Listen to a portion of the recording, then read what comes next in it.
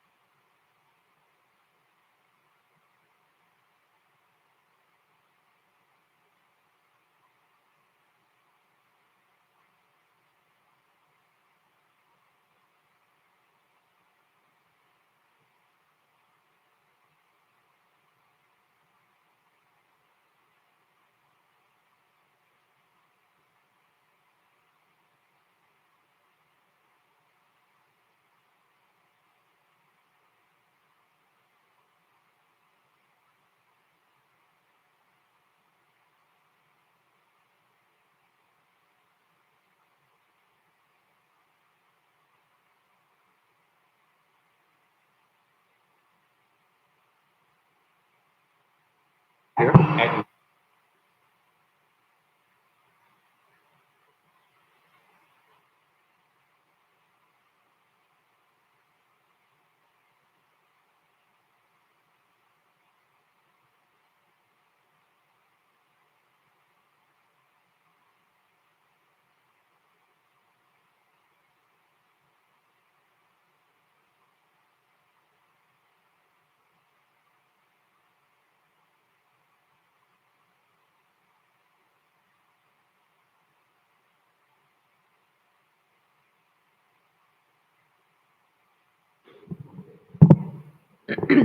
Yes, Mr. Chair. Thank you.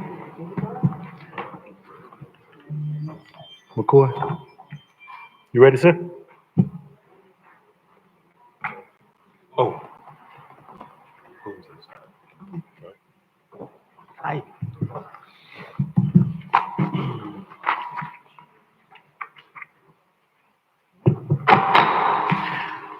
I'd like to call to order our community redevelopment special meeting. The date is August 27th. The time is 6:16 p.m. Madam Clerk, roll call, please. Chair. Here. Vice Chair McCoy, Here. Commissioner Miller Anderson, Present. Commissioner Lanier, Commissioner Spiritus. Here. Also present, Attorney Chris Smith with Pittman Law Group, Scott Evans, Interim Executive Director, Shirley Desir, Interim CRA Clerk. Thank you. And if we can check the audio to see if Commissioner Lanier is going to be participating virtually tonight. Can we have a moment of silence followed by the Pledge of Allegiance led by Commissioner Miller Anderson?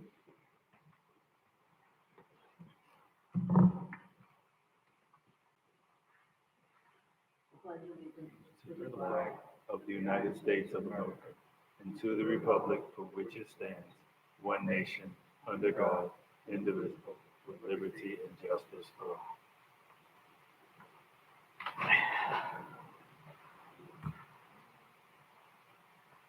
Any additions, deletions, or substitutions?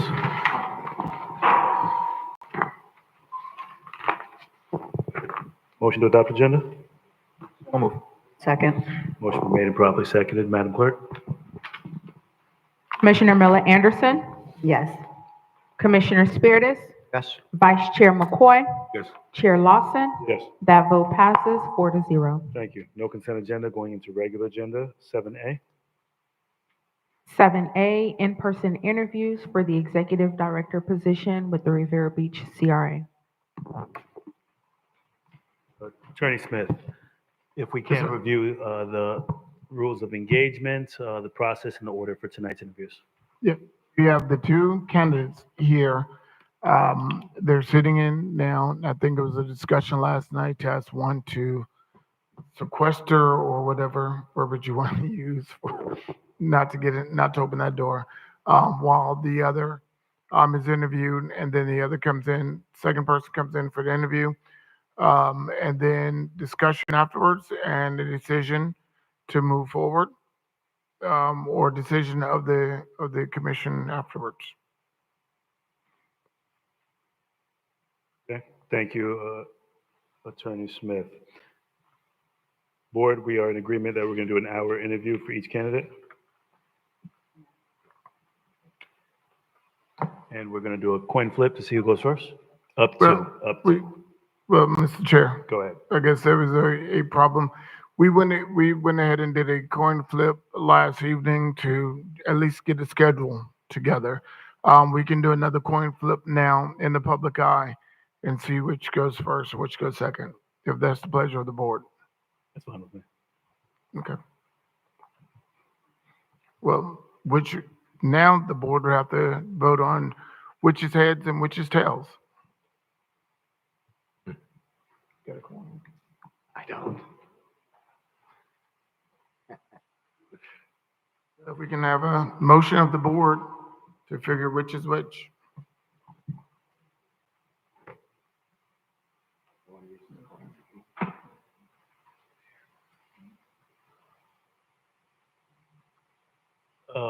We have a standard coin. Is it going to be a heads, tails, a quarter? Tails. Is it going to be a silver dollar? Like, what are we doing? A double-sided. Doubles?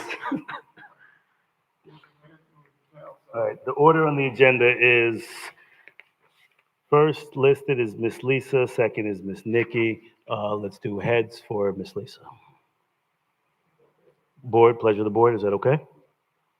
Consensus? Do you need a vote or is the consensus sufficient? Thank you. Heads is Lisa, tails. Okay. All right. So we'll have Miss Lisa interview first, and then we'll have Miss Nikki if we can have her wait in the adjacent room. Request, Mr. Chair, I would. Commissioner McCoy, you're recognized. No. I was hoping that you would preference your comments by saying we request. Yes, sir. And I agree. Let's state that for the record. If we can request for Miss Nikki to actually, thank you. Thank you so much.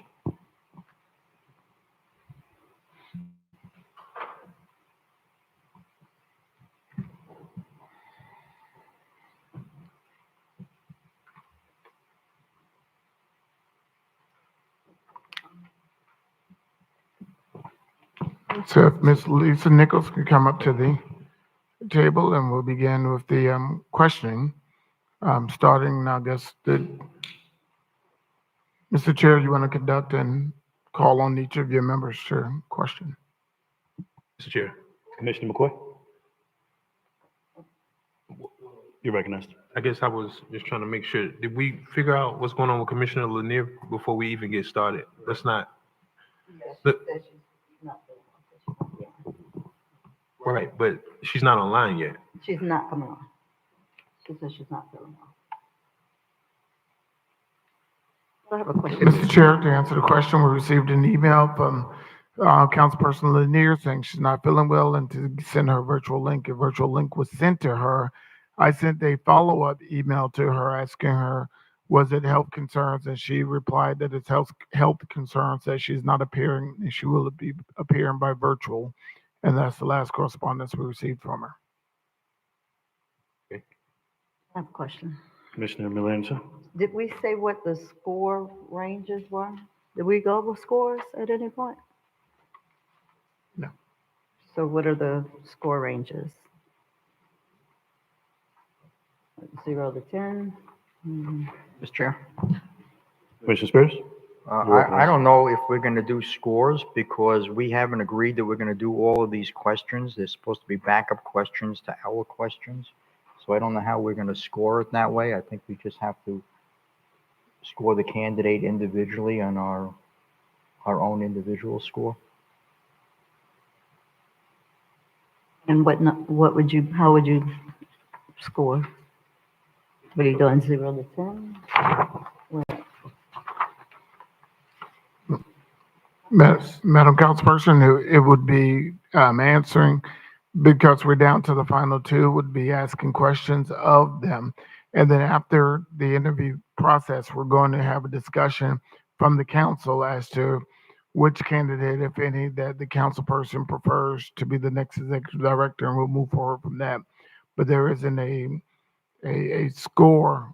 One scores a 89, another scores 86. It will be a consensus of the council at the end to decide what they prefer to do to move forward.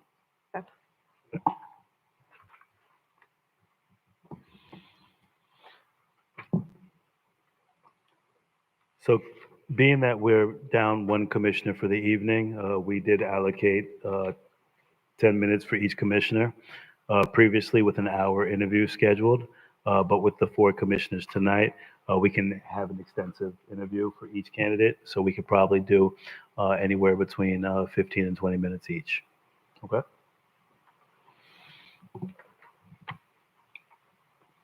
I'll be assisting with the timing. And being that, as my colleague said yesterday, this is a very important interview and an important job opportunity, we want to first welcome you, Ms. Lisa. Thank you for taking the opportunity to interview with the city. Thank you for having me. Thank you. We're going to get started, and we're going to just go in order for the questions. We're going to start with Commissioner Spiritus, and we're going to go down the line, asking questions if you choose to ask from the interview questions that the CRA director, that Mr. Scott Evans and staff has provided, or asking interview questions from the resume. Dr. Spiritus, you're up first. Good evening, Ms. Nicholas. Good evening. Is it okay if I call you Lisa? Please. Okay, thank you. Lisa, this is a question that was brought to us, but I think it's fair to ask, and then I'll ask my own questions after that. Can you just give us a brief overview of your professional experience and your educational background? Of course. I actually grew up in Harrisburg, Pennsylvania. I went to school at the University of Pittsburgh and obtained a Bachelor of Science degree in psychology with a concentration in English writing. I immediately wanted to begin work, so I moved home to Harrisburg, Pennsylvania, and obtained employment with the Pennsylvania legislature. People said, "You're not using your degree's in psychology." And I said, "I work in government. I use it every single day." So it was definitely the right choice for me. It taught me a lot about how to read people and how to build relationships. And then I worked for the House of Representatives for approximately 13 years and relocated to Florida. More recently, I got my master's in public administration from the University of Central Florida, along with a graduate certificate in urban and regional planning.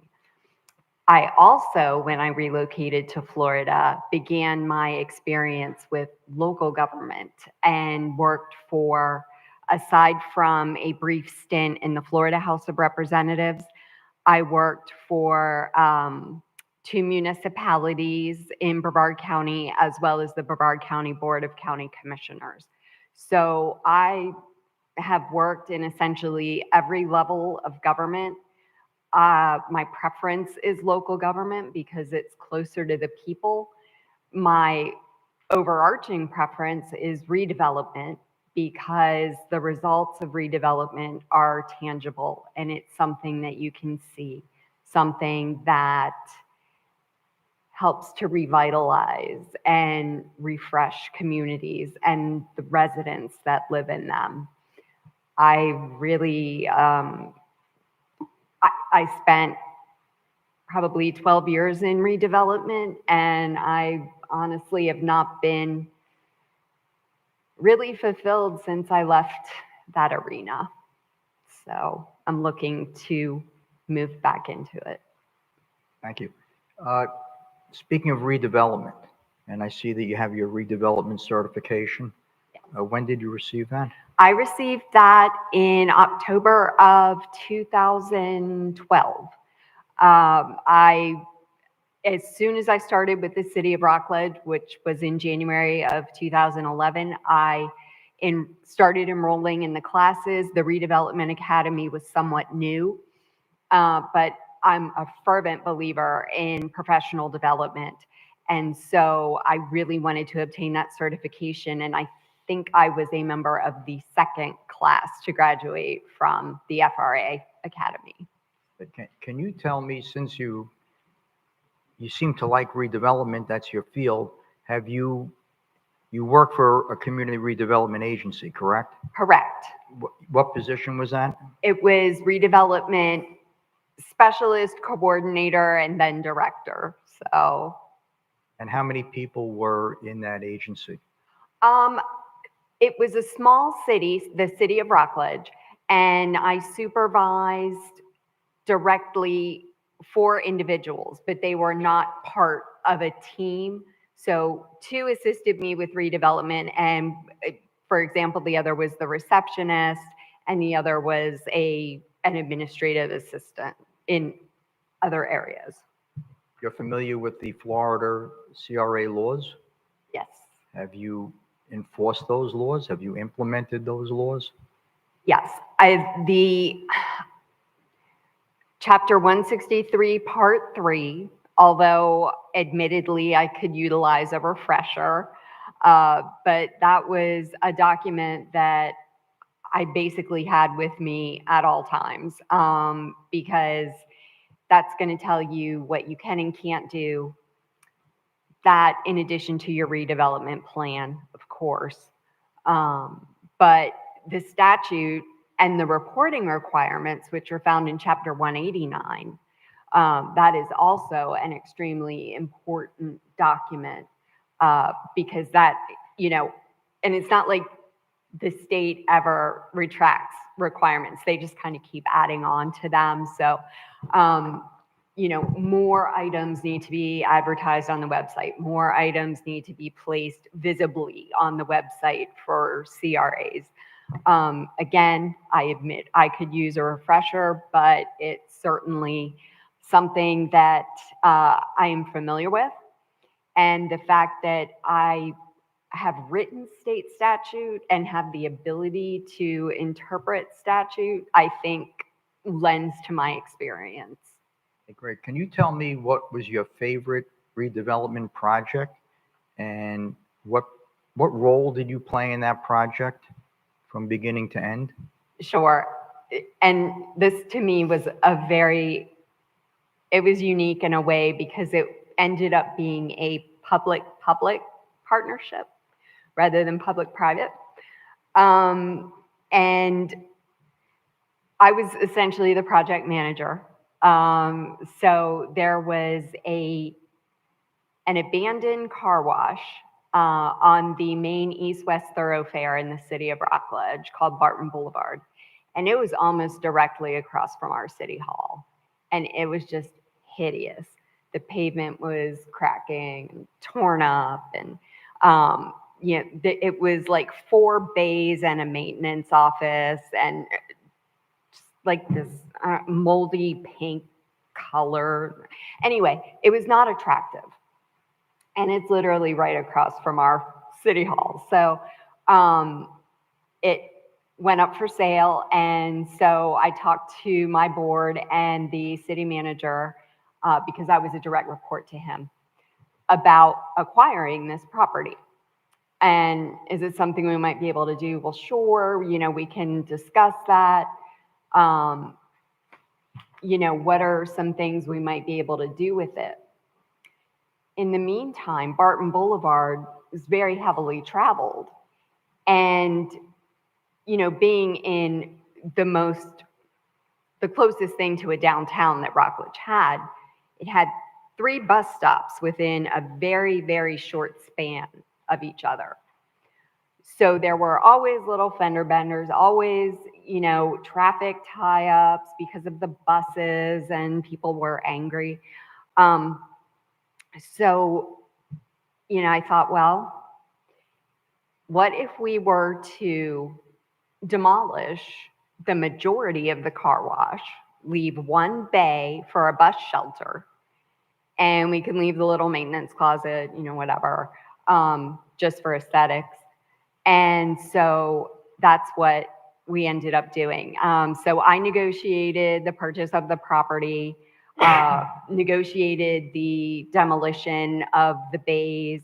We installed a small public parking area as well as landscaping, and just really kind of revitalized that ugly piece of property. And we painted it in Rockledge colors, which are white, and Rockledge blue. But anyway, and we added waste receptacles in the bay and benches so that people could get out of the sun or the elements and wait for the bus. So it became a public-public partnership when we started working with Space Coast Area Transit, our bus service. And they loved the idea. We're going to consolidate these 3 dangerous stops into one consolidated area. It's going to be more aesthetically pleasing. And, you know, of course, SCAT had to reprint the maps and things such as that. But it just was so nice to be able to watch that transformation, the ribbon cutting, you know, there's photos of it in one of the annual reports that I wrote. There's before pictures, after pictures. But it just... Okay, I don't want to use up all my time, so I have other questions. Okay, yeah. So can you tell me what the largest project you worked on was? The largest project was for redevelopment or for economic? Either. Probably the largest project I worked on was securing a company that manufactures liquid hydrogen. That was when I was with the city of Titusville. And they are bringing 250 jobs online by 2025. It is the global headquarters for a company called Gen H2. And they had a $35 million capital expenditure on the property acquisition alone. And what did you do on that project? What I did on that, I was the representative for the city of Titusville. I worked in collaboration with our Economic Development Commission, our North Brevard Economic Development Zone, and yeah, those 2 agencies, because the city of Titusville itself did not have a lot of monetary incentives. So we offered a tax, ad valorem tax abatement. Offered tax abatements. Dr. Spadis, what we're going to do is let's do 10-minute rounds because she had set the time. That's what I had for 10-minute rounds. And then we'll come back after we complete those 40 minutes to ask additional questions for the last 20, whoever has additional questions after. So I'm going to let them. Answers up now? Well, we're going to come back to you, but I'm going to let. Okay. That's up there. Okay. Yeah. So I timed it as well. It was 10. What we'll do is we'll go to Commissioner Miller Anderson for her 10, Commissioner McCoy and myself, and then we'll come back. We still have 20 minutes left if we have additional questions that you have. Mr. Zier, if you can start the timer after Ms. Miller Anderson asks her first question. You're up, Ms. Miller Anderson. Good evening. Good evening. Okay. How would you foster partnerships with local businesses, nonprofits, and government agencies to support redevelopment efforts? That is a task that I enjoy doing very much. One of the first things that I would want to accomplish, if fortunate to be selected, would be to set up meetings with, not only elected officials as yourselves, but also, your partner organizations, your stakeholders. Find out who the players are, who comes to your meetings, who wants to talk to you. Part of my responsibilities in both Rockledge and Titusville was to serve as the liaison to the existing business community. That is integral. If you're not keeping your current businesses happy, they're gonna leave. And that is not good, because that's gonna start a reputation that is gonna be hard to recover from. So I believe that setting times to go out and talk to the business owners, the stakeholder groups, if there's an important issue that's before the CRA, get their feeling, bring them in. I find that the more communication you can have, the better. You know, I learned that way back in the Pennsylvania House of Reps. You don't want to be blindsided at the last minute by somebody that's against a piece of legislation you're ushering through the process. So to always be interacting with individuals and groups, knowing who they are, knowing what side they're on, and if they're opposed to something, how can we fix it? How can we not necessarily come to consensus, but how do we compromise Thank and you. make this doable? Thank you. How do you handle opposition or resistance from the community regarding redevelopment projects? Kind of go along with what Unfortunately- you're saying, but I really want to know how you would handle it. Okay, and it does happen. There are just sometimes groups that are not in favor of development projects or redevelopment projects. I think, at least in the circumstances I've been in, redevelopment is a little bit of an easier sell at times because development often, when you're developing a green field, you're cutting down trees, and that makes people very upset, at least where I come from. So, you know, you just have to talk to them and you have to explain the benefits of the project, why it's important for the community. Always, always, a city wants to be preserving and expanding its tax base. That's the most important thing that it can do. And, you know, a lot of times people just don't want to hear it, but you have to try and keep getting that message through. Thank you. Describe a situation that you have had to make, where you had to make a difficult decision as a leader. Where I've had to make difficult decisions as a leader was on a project. I'm recalling one example in particular. It was when I was with the city of Rockledge, and we were constructing a new community park right next to our city hall. And this was envisioned to be a civic hub area, if you will. We had called it a town center, but that was not really what we wanted it to feel like. We wanted a civic hub.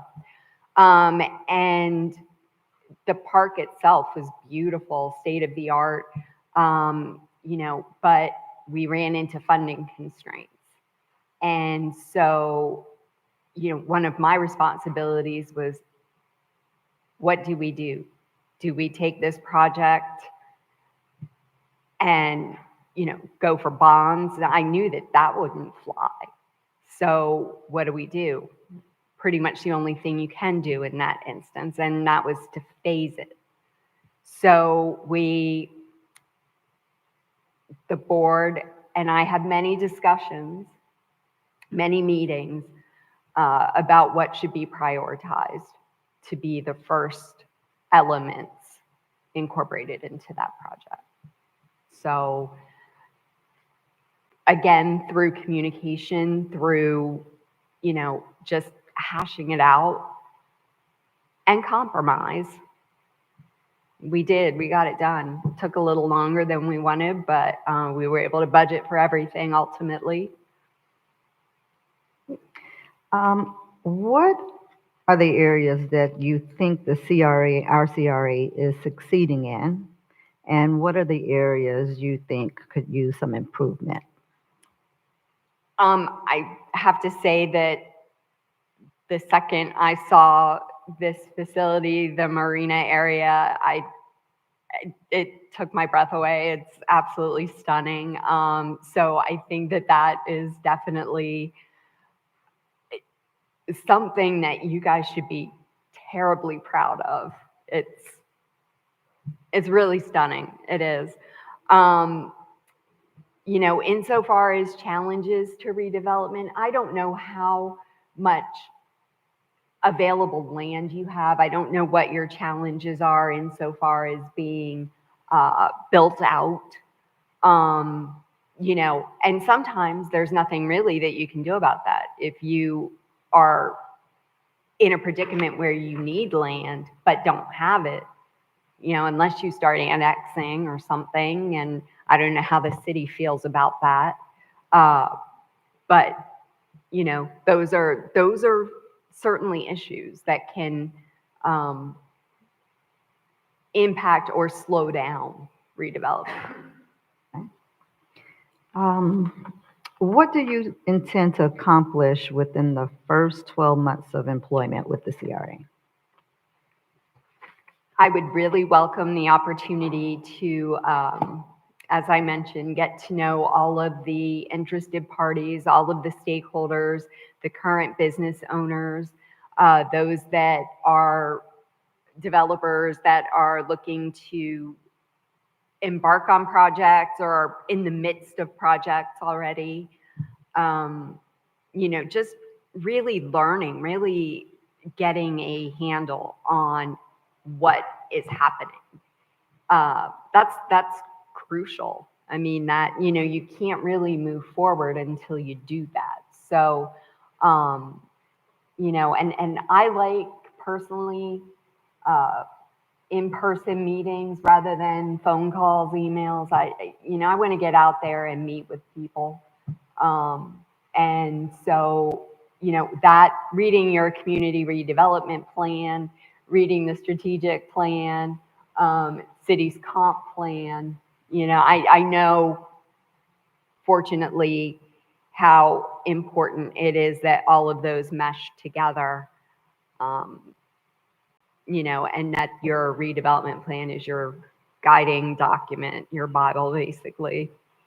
Okay, and I guess my one last question would be, out of the different initiatives and projects that we have done or are in the process of doing, which one impressed you the most?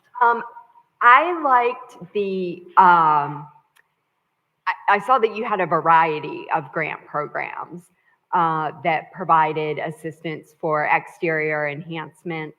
And I believe that there is one or two that are still active, but having administered and fostered a facade improvement grant program myself, I was drawn to that because it's unbelievable what a coat of paint can do. And, part of my job in Rockledge was to market that program to the business owners. They'd have a ratty looking, storefront, and it's like, you can get $10,000, but they didn't want to put anything into it. It was a matching grant. So, I like graphic design, so I would do mock-ups of what their storefronts could look like with, a little bit of money. And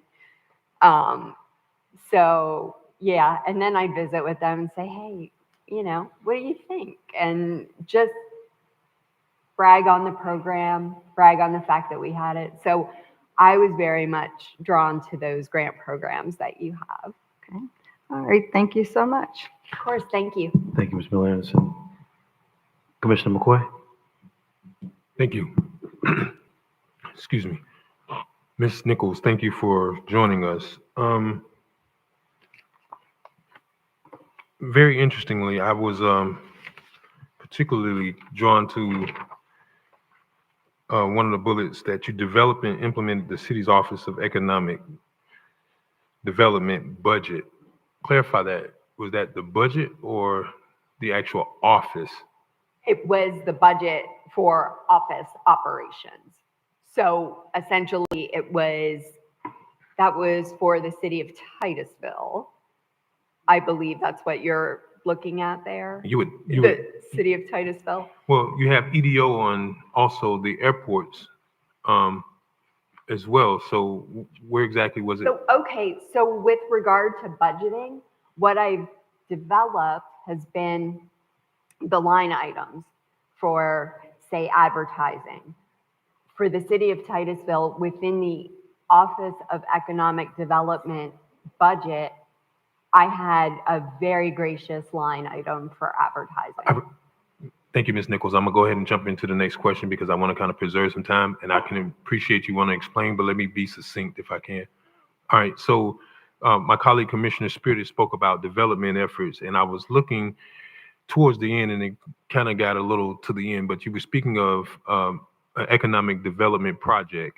Can you continue where you were? Because I was trying to find out the nature of that business and what was your role in terms of fostering or facilitating that development. Sure. So what my role was, I was the City of Titusville representative. I represented the city at the table with the Economic Development Commission of Florida Space Coast and the North Brevard Economic Development Zone. They were the two organizations that had the money. The City of Titusville did not have monetary incentives to offer aside from an ad valorem tax abatement. So I was there to promote and publicize the quality of life for the City of Titusville, to basically be a spokesperson for the City of Titusville, and to say, hey, we will help you. And if you are interested in taking advantage of our ad valorem tax abatement program, I will usher you through that process. Okay, so it was more or less you offered the services. I was trying to get some clarification on that. My next thing is, so I find it pretty diverse, City of Titusville and City of Rockledge, which is both, I believe, in Brevard County, right? Correct. All right, so the CRAs for both of those, as you kind of plainly stated, and I was kind of really taken to the point of the 2011 through 2020 during the major rewrite of the CRA in the legislature in the state of Florida, and the new reporting requirements. I see you have quite a bit of it in there. However, let's talk about the life cycle. Have you looked at the city of Riviera Beaches as far as the remaining years we have as a CRA? I have not. I believe I did look up your sunset date at one point, but I can't recall it. 2039? Perfect. So my question is, right, with where we are, and I know this may be perhaps even challenging to try to gather every little detail about where we currently are in development. From a general standpoint, just from your observation with only, a matter of 13 to 14 years left, how do you balance the requirements of our comprehensive plan?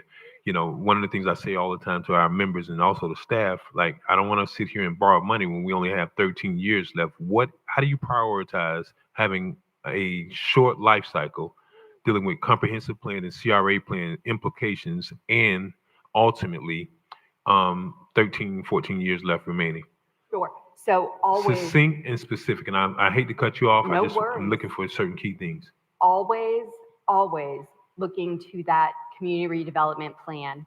I don't know when the last time yours was updated, but always looking to that plan to see what has been accomplished and what can be eliminated. Are there things that are completed and can come out of that? Does it need to be updated again? Just looking to that document as a guide so that you can achieve the things that you have prioritized. And if those priorities have happened to change, then you need another update. Thank you. In the city of Rockledge, you was a direct report to the city manager? That's correct. Okay, but in the city of Titusville, you said you work with the city manager. I did. In the city of Titusville, I was the economic development director. I was not really that involved with the CRA. Just on a fringe basis. I was the economic development director. I saw economic development activities for the entire city. Okay, so what's the, it's kind of probably hard to say, but if it most recently has 3 years at Titusville, what's the size of the CRA? What was the challenges for that CRA, or what was the goals that you think overall was for the CRA? For Titusville? Correct. For Titusville, like I said, I did not oversee it. However, zoning was a mess. The zoning codes for the CRA were incredibly confusing. They needed to be rewritten. Developers would come in there and walk out because Nobody could figure it out.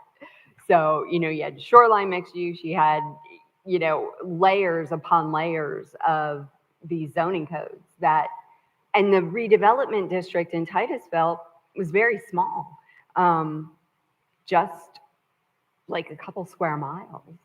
Thank you. So in either the economic development role for the city of Titusville or in the Rockledge position as a redevelopment manager, were you able or did you have the opportunity to facilitate any kind of redevelopment or even be a part of any kind of redevelopment projects that particularly relied on financing and funding of any, major public projects? Yes. Major emphasis on major. Major, absolutely. And I was working on one such project with the city of Titusville when I ended up departing from there. But we were working on a developer agreement, and basically it was a I don't know how many millions, tens of millions of dollars. It was going to be the redevelopment of a former mall, a blighted mall. But I'm sorry, what was your first part of that question? Well, I was looking more for a monetary amount. If you can say you helped do the financing or you put together a deal that bought this many hundreds of thousands of commercial square footage. What we were going to propose was a tax increment financing incentive in advance. So I was working with the Florida Redevelopment Association on getting that structured, how CRAs are able to do that. So this one would have been providing the increment revenue in advance of actually having it. Okay. It would have been structured that way. Okay.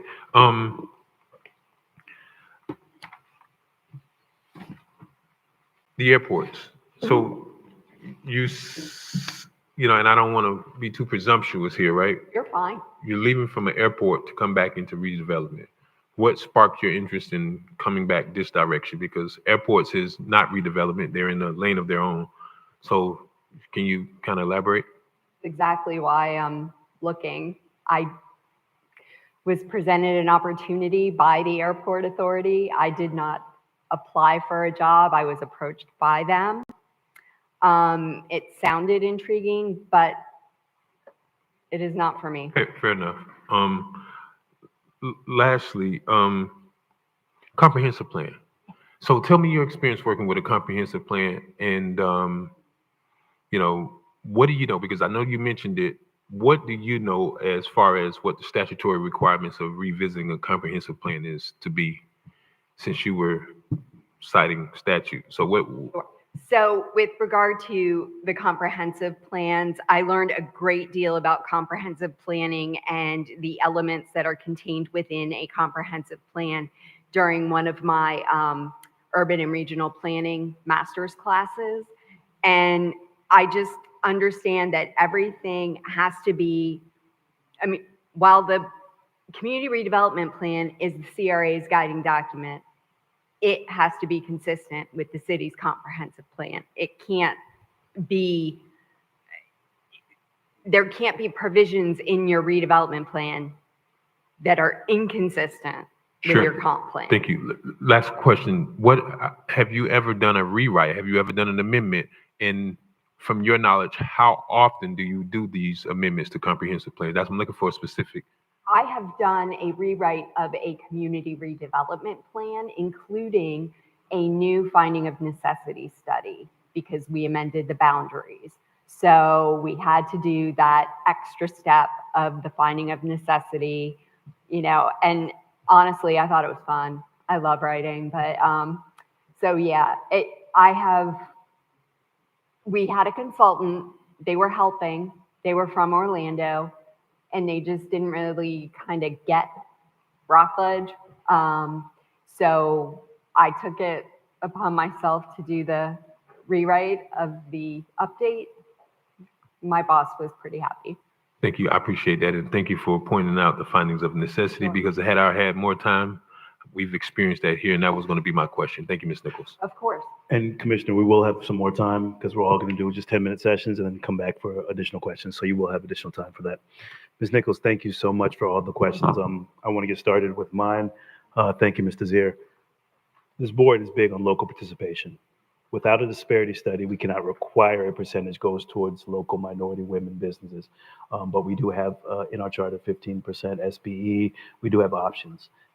How can you ensure that local businesses and residents are going to benefit from the dollars coming into the CRA and going out of the CRA? I think that that is extremely important, extremely relevant. And you can structure agreements with contractors, with those thresholds. If they don't meet thresholds, then, they can be penalized, or, the arrangement can be dissolved. So that's how you do it, is by putting in clawback, so to speak. So this is very big concern for me personally, and this board. It's been a priority. I've seen so many local benefits to businesses in our community from the dollars that we're spending, and we have potentially upwards of $1 billion in development over the next 5 to 10 years, and we have 13 years left. So if you could elaborate on those agreements and how you could actually establish those in our CRA to make sure that our local businesses are benefiting. Absolutely. Again, it is conferring with council and ensuring that the provisions that you want to see executed are included in those agreements. One of the things that I've tried to do in developer agreements that I've written is to ensure a certain amount or percentage of affordable housing.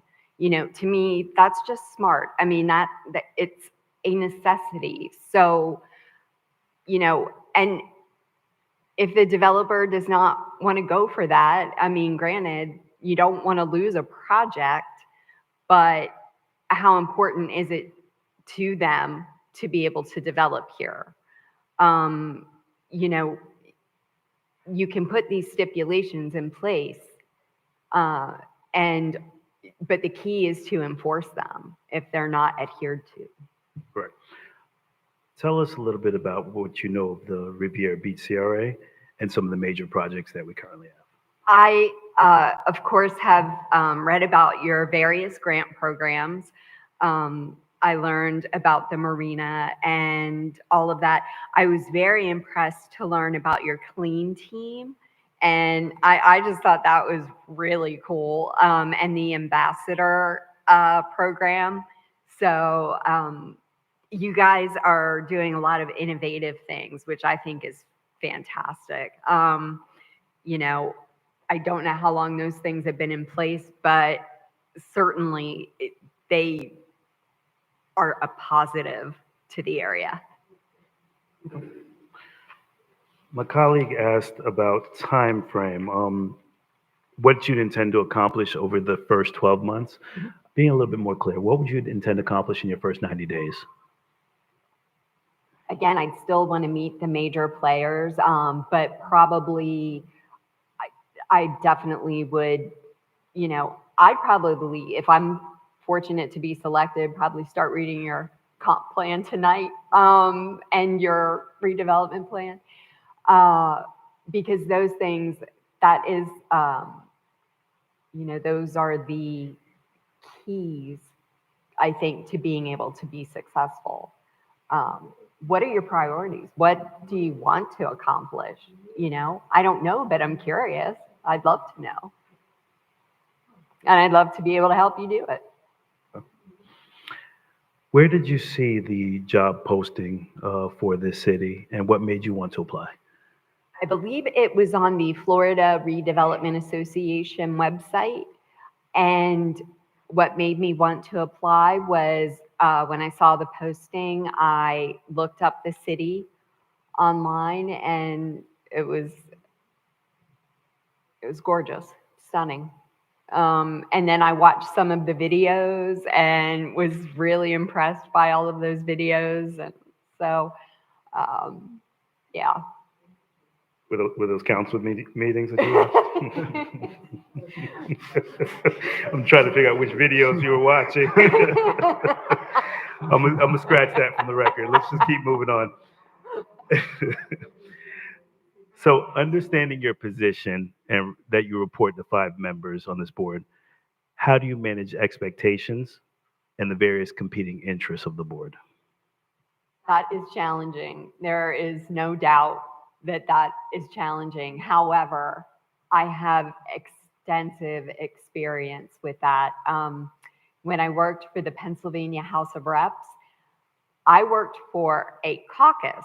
So when you work for a caucus, you work for half the members, 2/3 of whatever the number happens to be. So at one time I had 102 bosses that would come to me for speeches, talking points, constituent responses, newsletters, you name it, legislation, because that's what you do. That was how it was. And it can be overwhelming, but if a request came from leadership that needed to be fulfilled first, that's just how it was. You learn to prioritize based on what you learn about the organization and its leadership and administration. So it can be overwhelming, but I like challenges, so I thought it was fun. How would you ensure that redevelopment projects are completed on time and within budget? Deadlines are all around us. Budget, again, it's difficult because sometimes you have to prioritize, you have to rethink if a project, and we've seen it more recently with the rising cost of construction and, former supply chain issues and things like that. When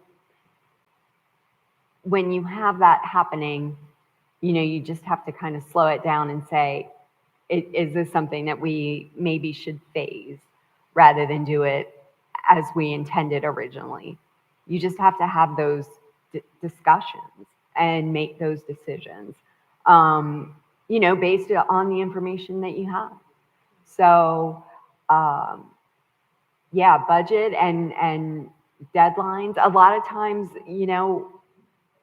there are things that can't be controlled, like weather, that might impede a project. If it's an infrastructure type project, and again, that can escalate the cost, but keeping everybody informed, I think, is absolutely key. Keeping all of the members informed and letting them know what's transpiring, why it's happening. I think that's essential. Thank you. And last question.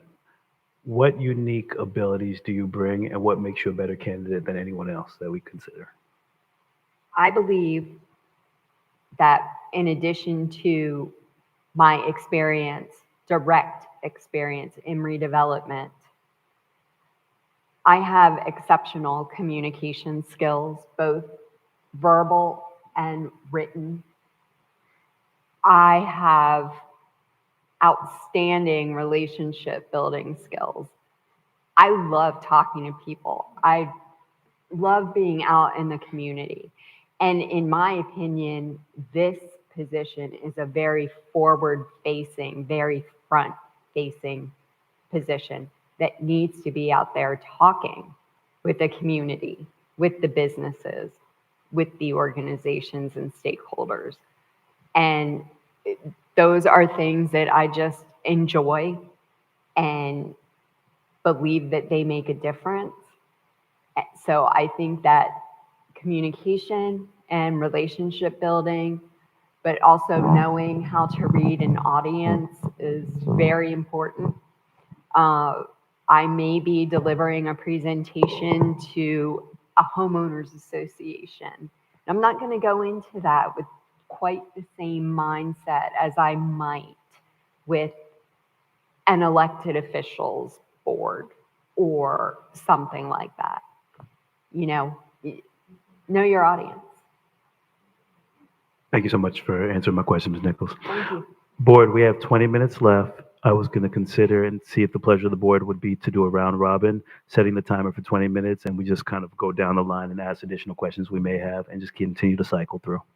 Are we okay with that, board? Mr. Chair, Mr. for the record, Attorney Smith. we did get an email from Ms. Lanier saying that she's unable to attend this evening, so she will not be joining us. Thank you, Attorney Smith. Board members, are we okay with the round robin cycle to go through and just ask additional questions for 20 minutes? Asking one question. One question and we continue to go around. Correct. Is that okay? That's fine, but Yes, did sir. we provide some time for her to close out? Yes. So how much time do we want to leave for just kind of closing statements? 5 minutes, okay? I'm sure I would want to give her the opportunity to probably offer us something that has not been answered if she so chooses. Yes, sir. So, whatever the board decides. I'm okay with 5 minutes for closeout and then leaves us with 15 minutes to ask additional questions. Because I know we had mentioned Commissioner McCoy and Commissioner Spiritus had a few additional ones as well. Okay, so we'll go back to start. Commissioner Spiritus, Ms. Desir, if you can, set about 15 minutes, and we will leave Ms. Lisa with 5 minutes to close Mr. out. Chair, can we preface Commissioner. this on, if at all possible, the members as well as the candidate can be succinct as possible? Yes, sir. So we can kind of, try to get what we want. Yep. That's more so for you, Ms. Lisa, because I think the questions are going to be direct, and I agree, Commissioner. Commissioner Spiritus, you're up. Thank you, Lisa.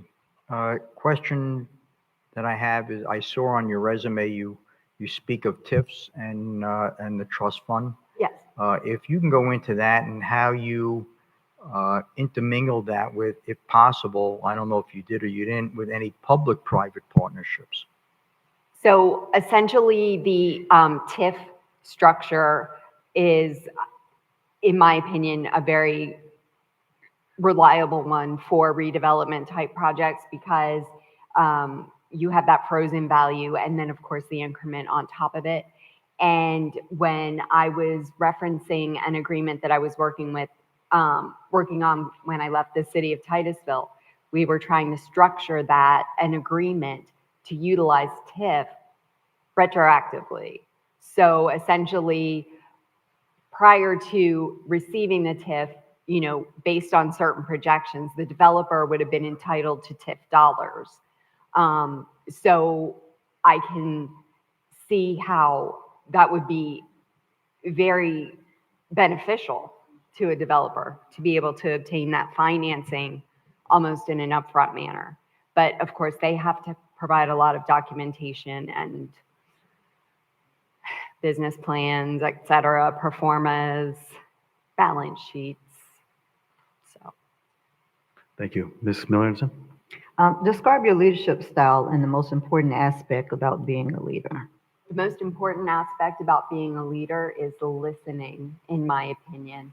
The rest of it goes out the window if you don't hear what a person is saying to you. My leadership style is not to micromanage. I believe that people are hired for their abilities, and unless they give me a reason otherwise, I'm going to let them do their job. And if they need help, they can contact me. I will be accessible 24/7 to them, but I don't micromanage. They have a skill set. Thank you. Commissioner McCoy? Can I get two? Thank you. Appreciate it. Ms. Nichols, very quick, and I think this is very important, and I don't think this has been touched on, and I hope my members would appreciate me asking this question.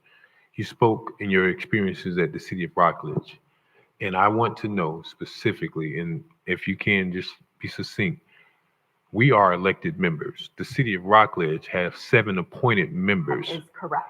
And I want to make sure I understand how that process was dealing with 7 appointed members who were not elected officials, which is a different model. It's one of the 2 models that's allowed for under 163 of the Florida statutes. Can you speak to that?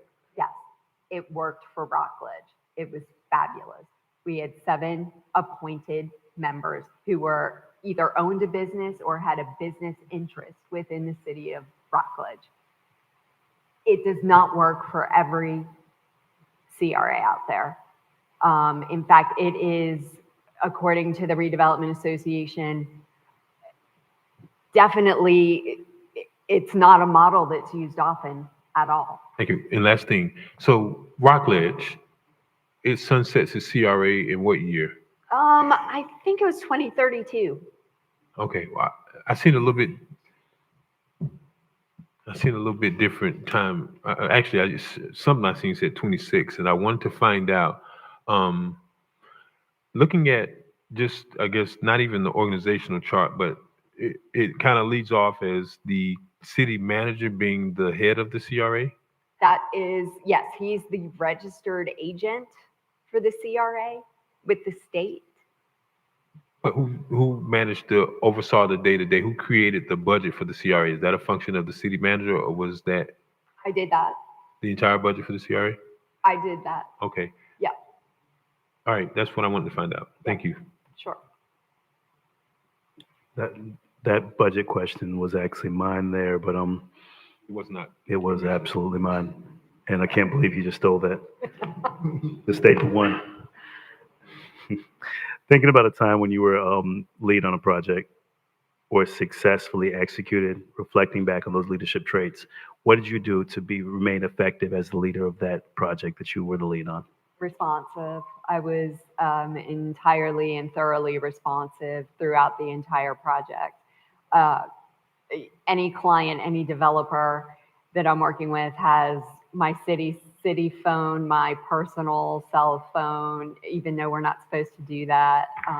But, you know, they need to be able to get in touch with me. So I'm there for them. And I'm communicative. You know, if there are problems with the project, I let them know. In turn, they let me know. Just being a good partner. Okay. Commissioner Spears? And colleagues, you don't have to ask us additional questions if you're okay. We're about to, at least on the burner here, at this marina project here alone that you see, we're about to do close to $500 million, $600 million worth of projects. We've already approved about $300 million of that project that's already in the works. Do you think you have the ability to come in and handle that $200 million project? Because it doesn't seem like you've handled anything that large. That is large. I will give you that. But I know I can do it. I know I can. I have no doubt. You know, it's just something that between my background, my education, you know, my redevelopment administrator credential, I've learned an awful lot throughout my experience, and I'm confident in my ability. Thank you. Thank you. Commissioner Miller Anderson? How do you keep informed of the latest trends, regulations, and best practices within CRAs? So the Redevelopment Association is an awesome clearinghouse for that kind of thing. The Florida League of Cities, your professional organizations, they're all superb in keeping their members up to date. I would hope that I would be, you know, not only permitted, but also encouraged to be a part of those organizations because they are helpful. Another trick that I use, and it actually earned me an award at NASA, is setting up Google alerts for keywords, and then I get news articles when these, you know, when there's a match with the keyword. It sounds really simple, and it is, but it's really beneficial. It's really beneficial. Thank you. Commissioner McCoy? Thank you. Looking at the district in Rockledge, you spoke about some of the things you've done. However, you know, maybe you can provide some insight on this, but the city of Rockledge does not have any industrial whatsoever. CRA does not have any industrial whatsoever. And I imagine that just means there's only commercial and residential. It was both commercial and residential. However, when I was with the city of Titusville and kind of oversaw the activities for the entire city, I was involved with more industrial properties. I have worked on industrial projects with Titusville as well as the airport authority. Perfect. I'm going to reclaim my time and let me actually ask the question. But since you're already there, what, if anything, and I would expect, because you pointed out you worked for two separate House of Representatives, what's your perspective on Live Local and the ability to offer up a increased density within 1 mile of a conversion of commercial and industrial space for housing, especially not just in Riviera Beach, but certainly across the state of Florida, but more importantly in South Florida, we have a pandemic of housing crisis. How do you balance that? What's your perspective on the Live Local Act? My perspective is I'm a proponent of it. I believe that we need to increase density where we can. Thank you. I appreciate it. Is there a balance that we're going to try to strike when doing this? Is there certain areas that's going to be is that the priority, or do we just look to address the homeless problem by converting any property that we? I believe that there are stipulations that should address affordable housing, absolutely, as part of that Live Local. That is a crisis right now. I don't know how first-time home buyers are able to do it. Thank you, Ms. Nichols. Appreciate it. Thank you. And I'm not sure where Mr. Zier stepped off to, but the timer resets. I'm not sure what happened with the timer, but I know that we only have about 5 minutes left. So I was going to let you go ahead and close out for your last 5 minutes. And thank you so much for interviewing with us and speaking with the board.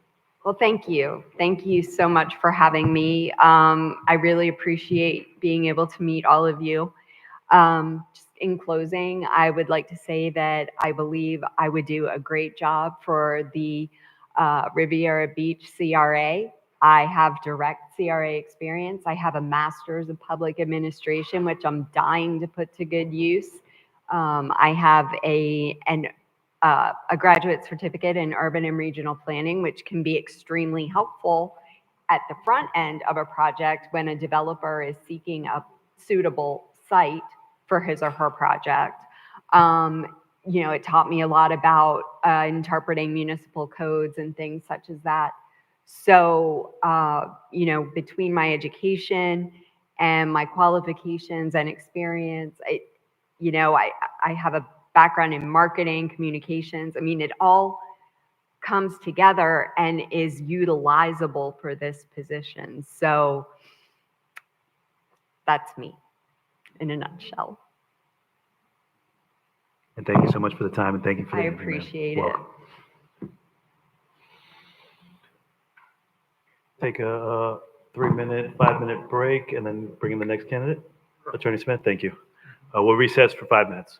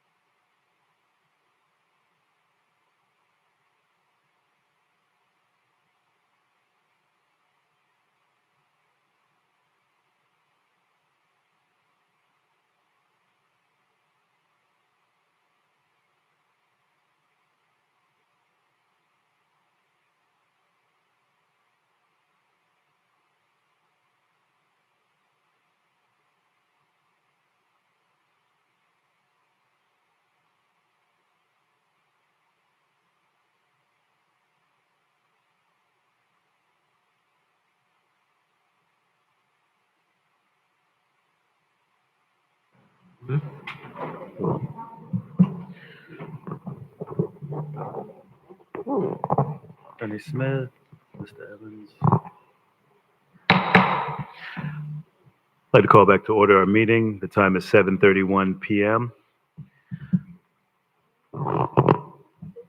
Board, the same order that we went into with our previous applicant, we're going to go into with our new applicant. Attorney Smith, just for clarity and for the record, the questions that were asked to Miss Lisa Nichols, do we have to ask the same questions to this other applicant, Miss Nikki Shipp? No, you do Austin-Shipp. not have to ask the same questions. Okay, so just for clarity's sake, we can ask any question that we choose to as a board? Yes, sir. Okay, just want to put that on the record and make sure that's the request. Board, we're going to go in the same order with the same time. Ms. Desir, thank you. If we can set the time for 10 minutes. Dr. Spiritus, we are going to lead with you. And Miss Nikki Austin-Shipp, welcome. Thank you so much for taking the time to interview with the city, and welcome. Thank you so much. Thank you. Dr. Spiritus, you're up. Good evening, Ms. Shipp. Thank you for being here this evening. Can I call you Nikki during the interview? Is that okay? Absolutely. Yes. Okay, thank you. Nikki, can you just give me a brief overview of your professional experience and your educational background? Absolutely. I am born and raised in Riviera Beach, Florida, matriculated to Florida State University, where I graduated from in Tallahassee. I have a master's in global management, an MBA in global management. I have lived in several cities and states, which I am very proud of due to promotions and experiences that I desired to have. So my career began in Yellow Pages, being in sales and advertising with Bell South Advertising and Publishing Corporation. I worked in Jacksonville, Florida. I then traveled to Charlotte, North Carolina, which is where I moved to with a promotion from Bell South Advertising and Publishing Corporation. I stayed in Charlotte. I worked for the Vice Mayor, Patrick Cannon, at that time, who went on to become mayor. I also worked in television at that time also. I worked for Cox Media. I was then promoted from that market, Charlotte, to Atlanta, Georgia, where I worked for Cox television station there as well in sales and media sales. I then matriculated on to Dallas, Texas, which is where I got my operations experience with Taco Bell Corporate. And that is where I made the segue from marketing and sales to operations. I actually did make tacos before they promoted me to my higher position of being a district sales manager, where I led and oversaw 300 employees, $30 million in assets. So I went from being an individual contributor to giving oversight and leadership to a team of that magnitude. I then worked for Chick-fil-A as well. So when the Cowboys Stadium was built, and let me be clear, for the record, I am not a Dallas Cowboys fan, but at the end of the day, when their stadium was built, I was responsible for acquiring sales and acquisitions for the Chick-fil-A store that was closest to the Cowboys Stadium, which is the AT&T Stadium. When I left Dallas, Texas, I came home due to the passing of my father in 2014, who was a resident of Riviera Beach, married to my mother for 61 years. I did not want my mother to be here by herself, so I abruptly moved from Dallas, Texas to South Florida, which is where I am now. During that time period, I have, of course, worked for several companies. South Florida is not an easy market, but we make the best of it, and we try to acquire the same amount of wealth that we had in other places, which can be challenging, and I will be more than glad to talk about later in the interview. While here in South Florida, I worked for, my first position was with Mount Bethel Ministries, which is a church. They had 2 campuses, a school, a community development corporation, as well as a human services corporation. I served as the chief operating officer, where again, I led and oversaw over 150 employees. So that again speaks to my leadership skills. From that time with Mount Bethel Ministries, I was the executive director for New Visions Development Corporation, which was one of the entities for Mount Bethel. I then went on to United States Congress. I was asked to go and work for one of the members. I began to be an individual contributor again by being a community relations director. And then I went on and led an organization called South Florida Institute on Aging, which is where, again, I led 32 employees and 500 stipend volunteers. From that time, I then went to the NAS Advisory Group, which was the firm that I started being a business owner, and I have now scaled down and work for the city of Fort Lauderdale on a contractual basis with their public affairs department. That is my professional and educational experience. Thank you so much. Can you tell me, I see Charlotte, you mentioned Charlotte. I'm familiar with Charlotte. I'm a property owner in Matthews, which is right outside. Can you tell me about the project that you worked on? You worked on a large redevelopment project for a CRA there? Sure. So Charlotte does not have a CRA. I worked for the vice mayor in Charlotte during the time, and redevelopment was high at that point.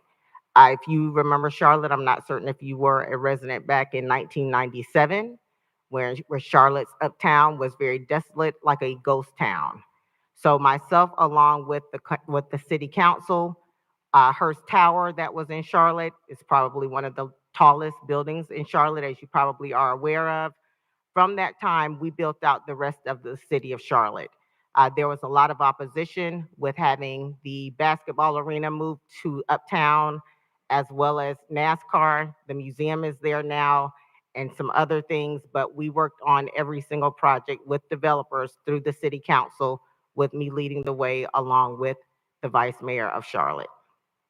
So you worked on the BOA, Wells Fargo Every area building, there? every building that was built after 1997. So we cannot take credit for the football stadium that was already there, but of course there was some opposition with that as well. So we gave government oversight to those projects. Can you tell me what specific role you played from beginning to end on that project? What I can tell you is that from a government standpoint, I was the person who was speaking on behalf of the vice mayor. So I was not the developing manager on that project, nor was I the land acquisition person, but I was the governmental affairs person with the city of Charlotte during that time. You have any experience in redevelopment, taking on a project from beginning to end? I do. I can talk about those if you would like at this time. So Charlotte gave me my start in redevelopment from a governmental affairs standpoint. When I came to Fort Lauderdale, I have been very fortunate to work with the CRA specifically in Fort Lauderdale, Florida, and I've served in many capacities as well. The YMCA, which is a $30 million YMCA located on Sistrunk, that is where I served as the community relations director. There was a lot of opposition in that being built as well. And at the end of the day, it was built and CRA dollars were funded as well. Another project that I worked on is my own project, which is called the Austin. I did the land acquisition for that project where I garnered $28,000 for the land in which it's built on. It is sitting in design and review. There's an article that I provided to you all with the information that I provided that speaks to the article speaking to that project as well. The Quantum, which is another project that is on Sistrunk in the city of Fort Lauderdale, is mixed use. It has 300 and some odd apartments, along with the Marriott being built inside of it, as well as some mixed use as well. So my roles have been very different in all the projects that I've participated in. Community relations director, or development director or manager, and or mostly giving oversight to the projects. So I have the honor of serving with the CRA, the development arm specifically. Invest Fort Lauderdale is the name of it. And that is the development arm of the CRA projects in Fort Lauderdale. So at some point in time, every project on that street would come through our board. I have been the evaluator, the strategic planner, and I have served in various roles and capacities. So I am not strictly a developer who has taken a project from shovel to the ground to the end result. I've been a part of all of these projects and giving oversight to the participation and approval of projects. Are you familiar with the CRA laws in the state of Florida? Have I you had am. to work with them? Statute 163, Part 3, yes, I am very familiar, sir. And have you done budgeting? I know that you're an MBA. Have you done budgeting for any of these agencies or any of these projects? I have done budgeting for every job that I've had, giving oversight. So even when I was working for Taco Bell Corporate, overseeing $30 million in assets, I was responsible for the P&L for every store and location. So it was my responsibility. And just let me be clear again for the record that I had never worked in the restaurant industry in my life. So that was the first time that I ever worked in the restaurant industry, and I finished number 1 or number 2 in the country. Okay, last question. Sure. You know that we're going to be doing a close to $200 million project here. That's the second phase of the Marina project, which seems to be stalled. Have you been following that project? I have been following that project. I am aware that the developers had 30 days to come back to the commission. I am very, very astute and a quick learner and study. Most of all, I love the city of Riviera Beach. However, I am aware that even with the second phase of that project, parking is an issue. And so how we solve that problem for parking, that will be a discussion that will have to be had. You cannot build and develop without having people have places to park. Thank you. Thank you. Thank you so much. Commissioner Miller Anderson, you're up. Good evening. Good evening. How do you handle opposition or resistance from the community regarding redevelopment projects? Well, my most notable would be the YMCA on Sistrunk. To give you some history about that project, Dr. Sistrunk and Dr. Mizell are 2 notable doctors in the city of Fort Lauderdale. And the YMCA was built on the land of Providence Hospital. That hospital in the Black community was where most Black African-American people who are walking around the city of Fort Lauderdale were born. If you talk about opposition, there was opposition. You want to build a YMCA on top of this sacred land. Therefore, community relations, which I feel is often underestimated at times, but it's really the most important part because it engages the community. The residents at the end of the day have a right to be heard, have a right to have their opinion noted, and we have to work and find some balance between the development and the residents. And we were in commission meetings until 1:15 a.m., which is very unusual for the city of Fort Lauderdale. So Commissioner Miller Anderson, what I did was myself along with the CEO of the YMCA, Cheryl Woods, we met individually with different groups, different organizations, and really heard them intimately into what they were saying. The reason being is that the $10 million that they received from the CRA, that is actually the community's money. And that is why they needed to be heard. When you have opposition with development projects, you have to be patient. And that is the part that we all want to see the finished product at the end of the day very quickly. I too would like to see finished products very quickly, but it doesn't always happen that way. We have to be very mindful, we have to be very patient, but yet we have to be very persistent. So that is how I have handled opposition when it comes to redevelopment or development at all. How do you keep informed of the latest trends, regulations, and best practices in community redevelopment? Well, there's publications. There's also the best resource I find to have commission meeting at the end of the day, which gives us a pulse on the community. There are various organizations that I am a part of as well. I try to stay abreast of the latest and greatest. Fortunately, with the city of Fort Lauderdale being in the public affairs department, it allows us to have memberships to various places and organizations and attend conferences around the country. I am a huge believer in best practices. We don't have to reinvent the wheel when the wheel already exists. Thank you. What areas do you think our CRA is succeeding in, and what areas do you feel need improvement? That's a very loaded question, so thank you. The areas that I feel that the CRA is succeeding in is the need for redevelopment. I believe that is taking a while to get to that point for everyone in the community to see that there is a need for redevelopment. If we don't do redevelopment, what happens is what we typically see, where it's 50 years of seeing the same thing over and over and over again. So that is my opportunity that I believe that we all see at this point in time. The challenges are it's not moving as quickly as I believe people would like for it to. One of the suggestions I would like to offer, if I may, in my humblest way possible, is, I believe that I have seen several things. I've seen it be called the Marina Village area. I have seen it noted as the downtown Riviera Beach. I would want all of us to get aligned and on the same page through a strategic plan to define exactly what we want this area to be. While I am not comparing us to the city of Fort Lauderdale because I believe in best practices, one of the things that worked well for the CRA in Fort Lauderdale is it became a destination place, and it's designated as the Cultural and Arts District. So we are all very clear as to what needs to be built there, what needs to go there, and what should align the entire city with the CRA.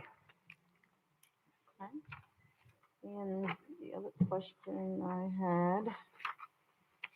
had, discuss a successful large-scale project that you've implemented. What were the main challenges and how were those challenges managed? Let's think. Because development is always a challenge. I am going to testing. Yeah, it's good. I am going to refer to, again, the YMCA because it took years to build that as opposed to 10 months. And that was largely in scale due to the pushback from the community.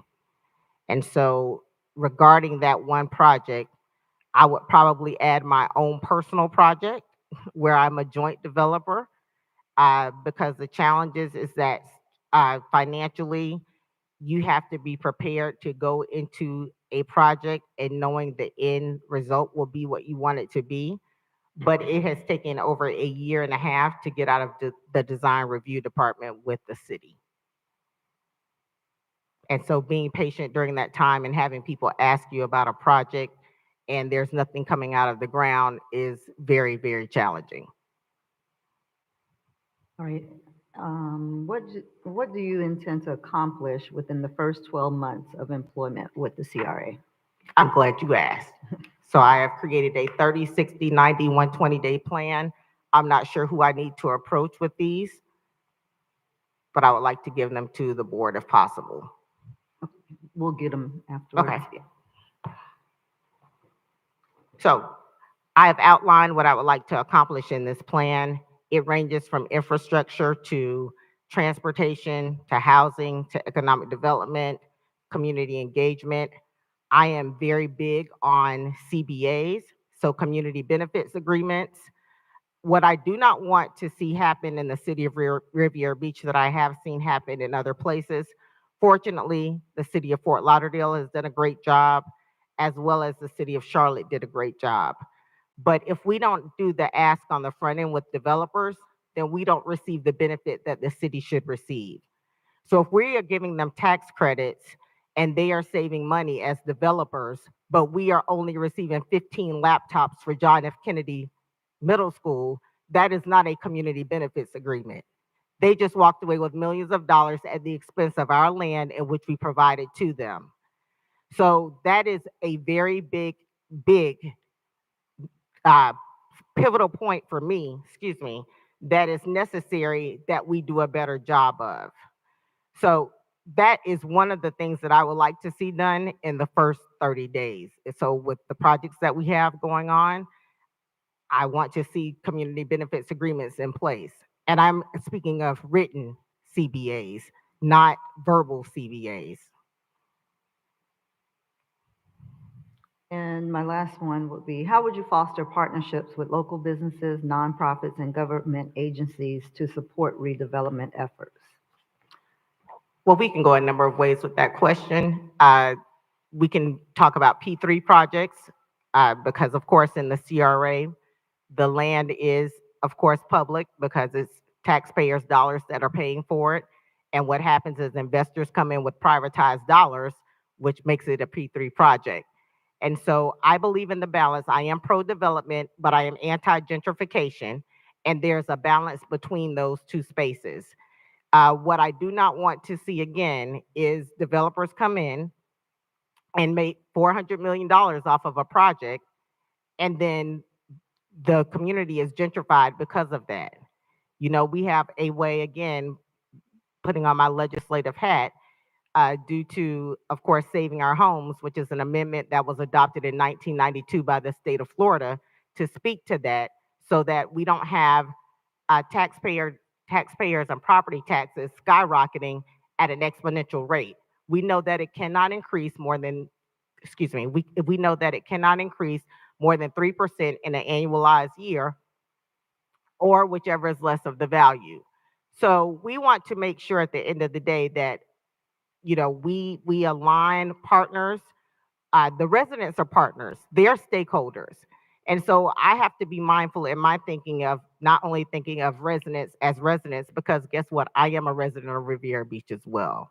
And so we want to ensure that our partners, our stakeholders, the board, the staff, the developers, as well as the residents, we are all aligned in moving forward. While we will never please everyone all of the time, our goal is to have a happy medium and a happy balance in order for us to continue to develop. Thank you. Thank you so much. Thank you, Ms. Melanson. Commissioner McCoy, you're up. Thank you, Mr. Chair. Thank you, Mr. Chair. Ms. Austin-Shipp, Yes. I am certainly appreciative of you being thorough, but I got a list of questions, so if we could try to be succinct as possible. Okay. And thank you, because if you're saying you were in Fort Lauderdale CRA meetings to 1:15 a.m., welcome to Riviera Beach. That was only one time. That was only one time. Oh, we've been to 3 a.m., so, you know, you already got one thing going good for you. What was Turner's Construction School of Construction Management? Was that a certificate program? Yes. Was that sort of like in preparation of being a general contractor or something like that, or pursuing that route? I have family members who were in the construction business at the time. Yes. Okay, cool. So in your profile, you mentioned the $2.3 million in grants that either you facilitated or actually said secured. Is that aggregate in total across all your professional experience, or is that specific to one, I guess, one role you had? It's combined. Okay. Perfect. So I know I heard this kind of said in both ways regarding development. You said we have to be patient with development, and then also in another, I think in response to another question, that it was said that development is not moving quickly enough. And I think you being here, having roots in Riviera Beach, doesn't offer you any advantage, because I'm going to ask you this question. After the CRA has been established since its inception, which actually is probably just as old as me, what is the challenges that you've seen from the CRA? And I would kind of hope that you can point to something, because I've looked for this my entire life. Like, what was the purpose of the CRA? And how have I seen that progress over the last 25, 30 years that I could actually monitor? So the CRA was incepted in 1984. So yes, it probably is older than you, yet younger than me. I cannot point to any one thing. What I will say is the projects and development. So I've written the CRA many times, and I'll try to be as quick as possible in answering this question. The stakeholders. That's what I have to point to, the stakeholders. the board, the staff, the residents. We all have to get aligned with what we want here.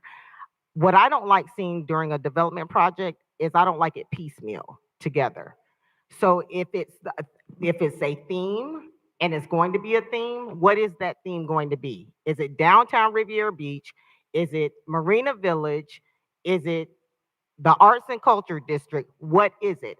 Once we have that established, I believe we will see development move quicker.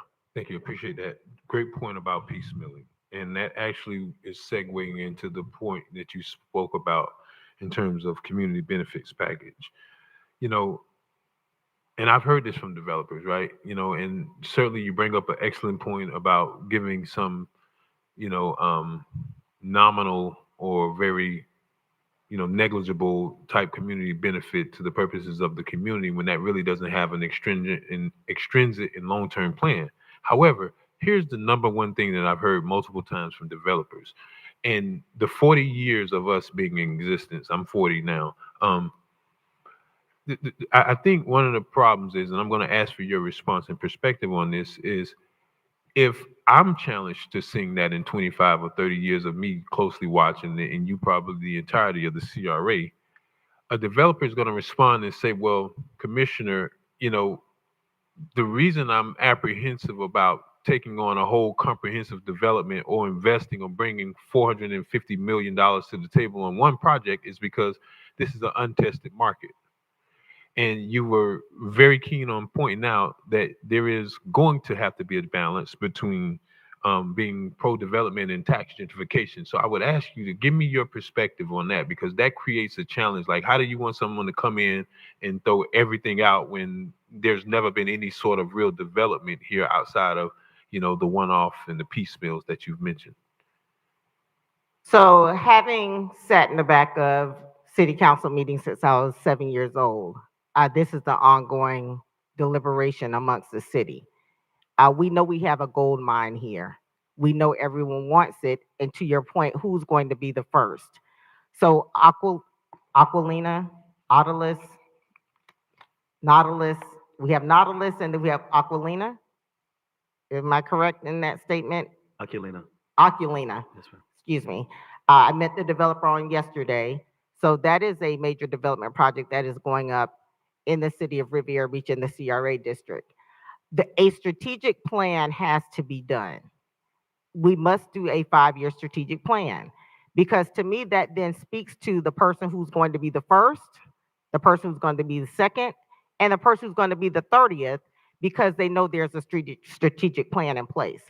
I actually researched and looked for the strategic plan for the CRA. I didn't find one. I found some information that could be helpful, but again, and this is not being disrespectful in any shape, form, or fashion, we must have a plan to outline what we want this area to look like. I reclaim my time. Thank you. Perfect. And I don't disagree with you. I've shared with staff several times that we have not even identified our priorities. And I can appreciate staff for trying to be ambitious and bring forth things, but you're not wrong in terms of strategic plan, because, you know, similar to the other candidate, we all know that CRAs do facade improvements and little one-off parks and this, but right, for a holistic and comprehensive approach on redevelopment, I'm not looking for a sign program, and I'm not looking for, it has to be a prioritized effort. But to the previous question, how do we balance, let's bring in development and then not have a situation where we're gentrifying our community? There has to be a balance. What do you offer? What is your recommendation or even analysis of how we can actually look at that? Because wages don't keep up with the price of living and the real true cost of actually owning, especially anywhere east of 95, more specifically along the Broadway corridor. Your perspective on that. Sure. Thank you. So we hear a lot about mixed use in CRA and in development, but I would offer mixed income. One of the challenges for South Florida is the whole economic development piece. It's keeping up with the wages for the cost of living. We live in Riviera Beach because we inherited a home from my mother-in-law who passed away recently. As sad as it may be, it is very sad, but we are the beneficiaries of that. Everyone doesn't have that story. So to your point, the economic development piece has to align with the cost of living. So if we look at a mixed income versus mixed use only, mixed income allows those who are um, not able to earn as much money as middle income, workforce housing, affordable housing, and market rate. If all of those people were able to live in the same development or the same building, that would then speak to the economic impact of what it would have in the community. So we would have to develop not only programs, but we would have to take a serious look at what we are offering citizens to live here. When I graduated from college, it was not an option for me to come back here and make the same earnings wages that I made around the country. We would have to attract, similar to what West Palm Beach did with Vanderbilt University, that provides jobs and education to the residents who are living there. Therefore, we would have to offer some of those same things. We would not be able to offer only tourism. We would have to offer something similar to robotics or coding or some career that spanned and spoke to that for the citizens. Thank you. I reclaim my time. So just so you're aware, and that has been the focus. I don't want computers. I want an apprenticeship program. This building was built off of the backs in support of I got to credit my previous colleague, Councilperson Bruce Guyton, who's very much a supporter of the unions, to employ those projects. Now, certainly a developer has no obligation to do such a thing like that, but I'm not interested in a job that is going to help someone get by for 9 months. It's more or less establishing a long-term apprenticeship career where we've actually, I can tell you, I can speak of 2 different trades, electrical and also plumbing trades that are masters that actually earned a master's in those respective trades that came right through building this very facility. So I think that's important to know. I will ask before my time runs out, let's talk about large projects and financing in terms of how we put together these projects. Any experience in your background on putting together large financing of either public or private projects? Yes, and so the development arm of the CRA in Fort Lauderdale, which is Invest Fort Lauderdale, that is what we help several projects do with the P3 projects, as well as TIFs, coming up with incentives that met the needs of those projects moving forward from that aspect. Okay, and your familiarity with TIF? Yes, tax incremental financing, yes. So are you able to speak to what it means to have TIF when property values go up off of the base amount that was set when the CRA was established in 1984? Right. So it's the difference. So a TIF, of course, is the difference between the base of the property tax value and what it would be valued at. So it's that gap between that then gets set aside and put back into the community. So at the end of the day, when we have TIFs, those allow us to give developers more of an incentive to come and develop here in the community. Thank you, Commissioner McCoy. And thank you again, Ms. Nikki. I you. appreciate the time. I'm going to go into my questions. Madam Clerk, thank you. Same questions that we asked some of the previous candidates. The board is big on local participation. Without a disparity study, we can't require a percentage goes towards minority women and small businesses. We do ensure that we provide opportunities for SPE businesses, but what can you do to ensure that local businesses, residents are benefiting from the dollars coming into and going out of our CRA?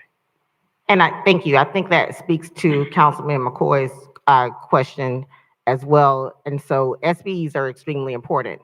We want to ensure that our residents benefit from these development projects. Too often developers come in and then they leave. They're like consultants are described in corporate America. No one likes consultants because they get to come in and then they leave and they've received all the benefits and left everyone else behind. So at the end of the day, we want to ensure that our businesses grow. So if we have a construction company who is a smaller construction company, we want to ensure that they're part of this development project. And I don't mean just part of meeting the needs of the SPE. To me, everyone can be basic and everyone can do the minimum. If you really want to develop in the city of Riviera Beach, Florida, we need for you to do more. And we can require that with CBAs, the community benefits agreements. too often I have heard stories when I came home to visit my parents that there was a project going on or something taking place and they wanted local participation. Not that my parents were going to participate, but with my dad having been a pastor of a church, he wanted to ensure that the young people in his church could participate. And oftentimes I've heard that they cannot find the talent in Riviera Beach. Well, then they need to look harder. Thank you. Ms. Austin-Shipp, what specific role or what programming, what opportunity, what CBA agreement? Give me something clear as to what you would be able to do to make sure that those local businesses are going to benefit from them. My concern is that, yes, we have not created a disparity study to demand that local minority and women businesses, but we as a board have been intentional about it. We've made sure that individuals that come to this board, they have locals that are attached to the contracts. How can you continue to further perpetuate a local participation on the projects that we're bringing, since we have close to $1 billion of development over the next 5 years? Well, with the CBAs, I would have the conversation with the developers, and the board could be a part of it as well. And I would make suggestions. So that way the developer doesn't have to try to come up with this on their own. So if you have a $300 million project, in my mind, you should be putting $3 million aside for the city of Riviera Beach.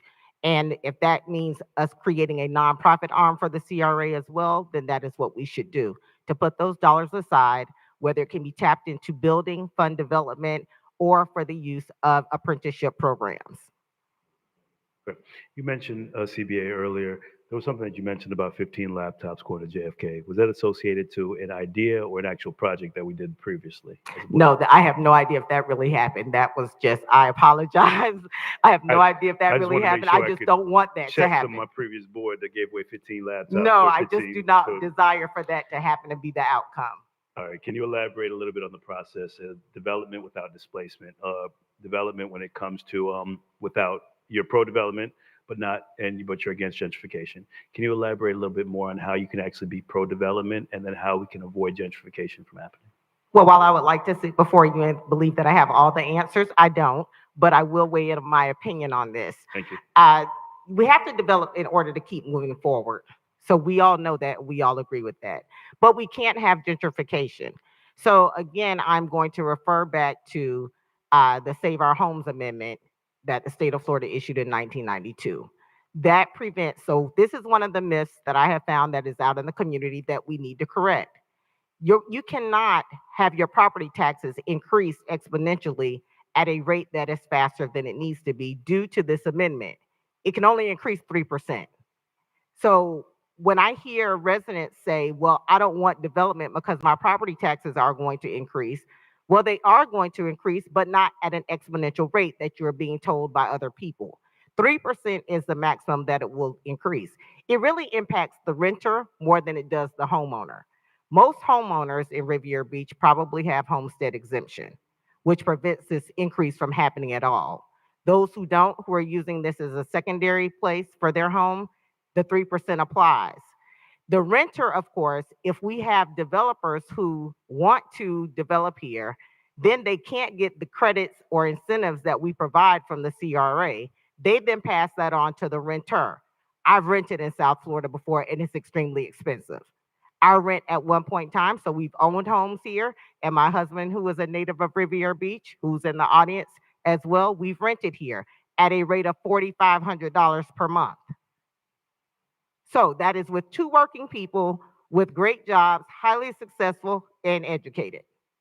So we can't afford to do that, which incomes, of course, the mixed income use.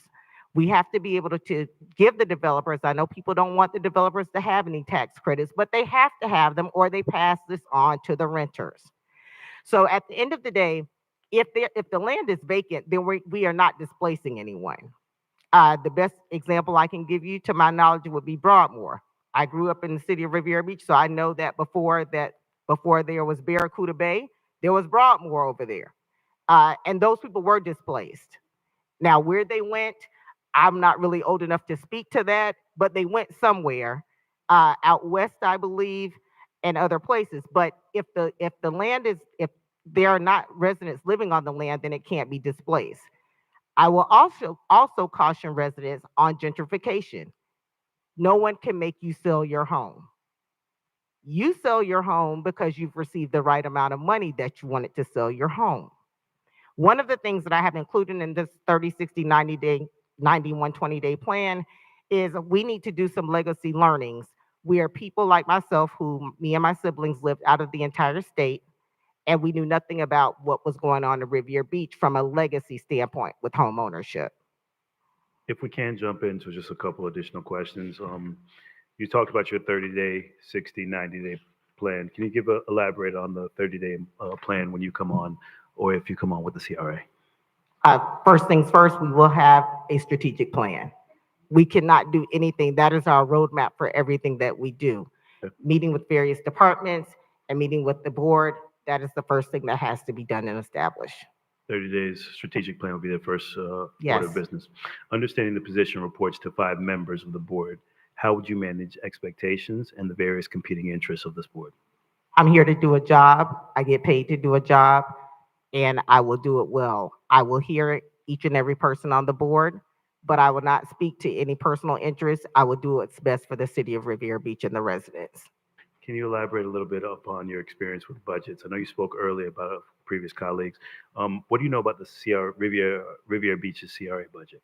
One of the things that I had outlined in the budget that I noticed over the past 3 to 4 years is that there has always been a carryover in the budget. And I'm not certain if that, I believe Councilman McCoy asked us on last night about the carryover. So there really should not be a carryover year to year unless there is a project going on where these dollars have been predetermined and that they will be paying for. So that is of high concern for me, especially when we have a water issue and infrastructure issues in the city of Riviera Beach. These dollars can also be used, that's what the CRA is for, to also use infrastructure dollars for those things that can be course correct. Because I drink the water, I want the water problem fixed as well. So in my mind, that is of high importance and that is of great magnitude. So I too have the question as to why those dollars are being carried over. And last question, what unique abilities do you bring to the city of Riviera Beach? And what direct experience do you have for the CRA? And why you would also be a better candidate than anyone else we've interviewed? Well, that's loaded, but yeah. I tried to get 3 in real quick, like my colleague down there, so. Well, if you haven't noticed throughout this interview process, while things are very serious, I do like to have some fun along the way. Life is very serious, but there is a time for us to smile and laugh and for us to be agreeable. I am the balancer, I am the equalizer, I am the connector. I can bring people from all across the country to help us build and develop while ensuring that the local business person is taken care of in that process and is not just given $2 or $3 here, but can then teach other people how to become a developer. I am the person who has the luxury of being born and raised in Riviera Beach, and now I'm back. And so by that, I mean I have not lived here in 34 years. So I do not have any allegiance to any one person, to any one commissioner, to any one council member at all. While I may know their families, those who know me from the time that I was student government president at Palm Beach Gardens High School, and I interned for Mayor Clara Williams, who was the first and only female mayor of Riviera Beach, I stand for what's right and I do what's right. I don't do it at the expense of other people. While I'm not perfect, at the end of the day, I am always going to stand for right. And if you're my friend, then you're not going to ask me to do anything crazy or unethical because they know I'm not going to do it. I will not be going to jail, for the record, for anyone getting anything done in the city of Riviera Beach. Thank you. So colleagues, we're going to take 15 minutes to do a round robin, starting with Dr. Spiritus. Mr. Zero will do 15 minutes. And then after that, we'll allow for Ms. Austin-Shipp to close out for 5. Okay? So we can set the time for 15. And if we can be clear, direct to our points, and allow for all the colleagues to ask their additional questions. Dr. Spiritus, you may begin. Can you tell me what experience you have in developing housing projects and how they were funded if you were involved in housing projects?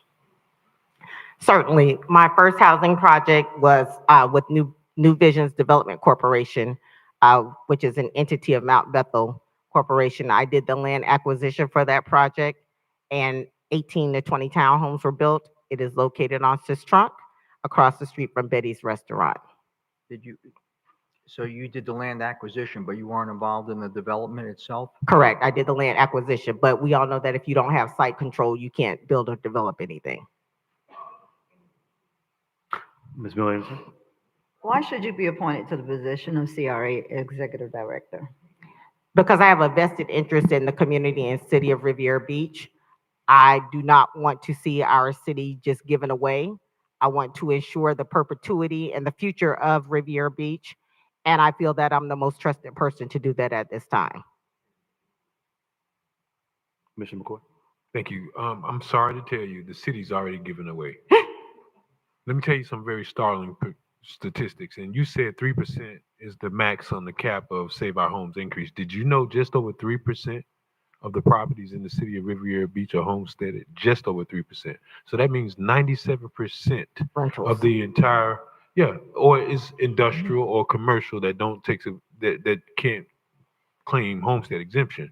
Now, you being from here, this whole entire area from this point on all the way north to Blue Heron Boulevard, east of Broadway, was all residential housing. So to really believe that we're going to ever get back to the point of having 30% or 35% homestead, I think is just impractical and illogical, because development is real and it happens. But I look at development as the economic one being one leg of a stool, the development aspect, and whatever individual needs. I think it's great to point out the legacy component, but we're already beyond that point. I mean, folks have reverse mortgages. Like, gentrification has already occurred. I'm trying to understand, what do we do right now in terms of finding that balance between development and also maintaining the ability to still have some level of home ownership and, at a minimum, home occupancy along the CRA areas? So again, people would have to be able to afford homes, and there's no more land for us to build homes. Now, there's land to build, but we don't own the land.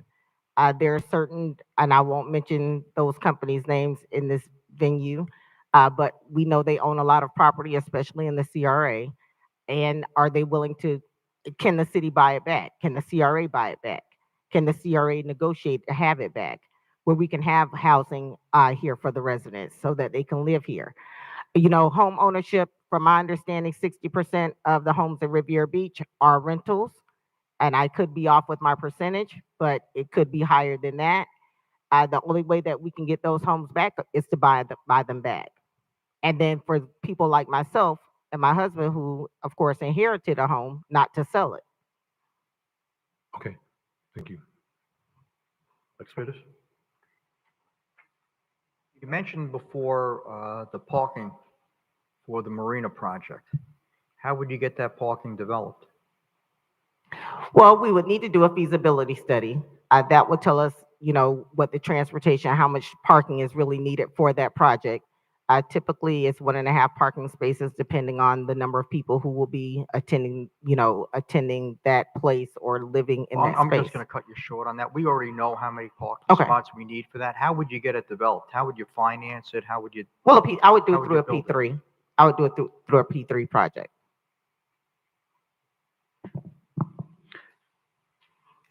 Ms. Miller Anderson? Describe your leadership style and the most important aspect about being a leader. Collaborative, and the most important aspect is about having others, basically inspiring others. I want someone else to be able to do my job one day. Did I skip me? Yeah, well, I nobody did. really. No, we don't. So thank you, Ms. Austin-Shipp. I got a question for you. You talked about mixed income and as opposed to mixed use. Are you familiar with the Riviera Beach projects and what mixed income projects we've done in our CRA district? I am not. Okay.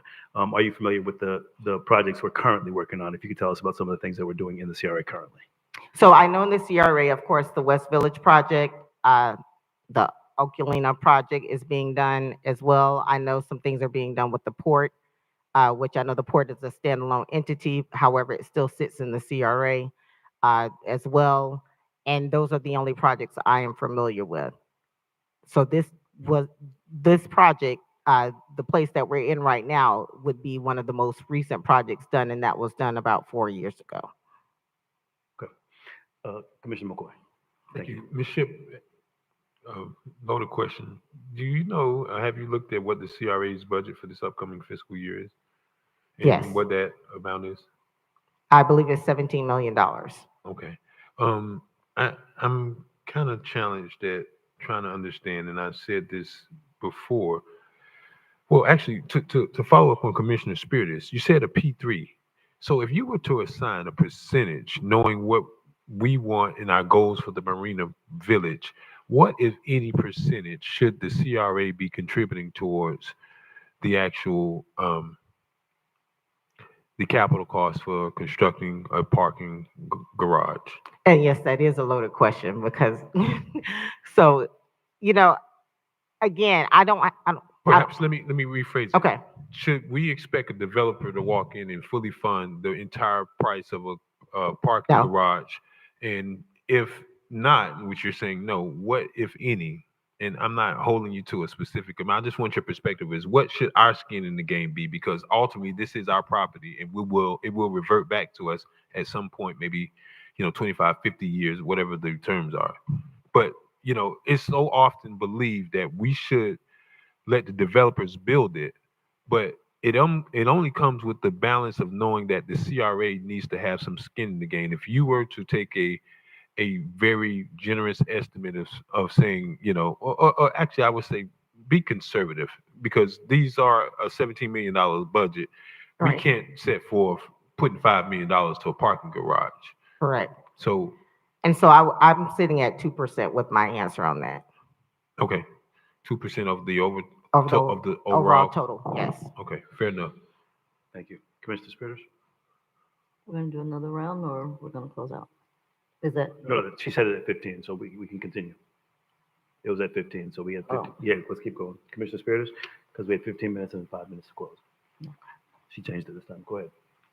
Hey, with the live local law, a lot of communities are looking to build workforce housing, as you know. And as you know, it's within 1 mile radius of the density. You have to give the same density, height, parking, whatever. Actually, you're encouraged to give less parking. How do you think that's going to impact this city? Because we're going to be building high rises along Broadway right now.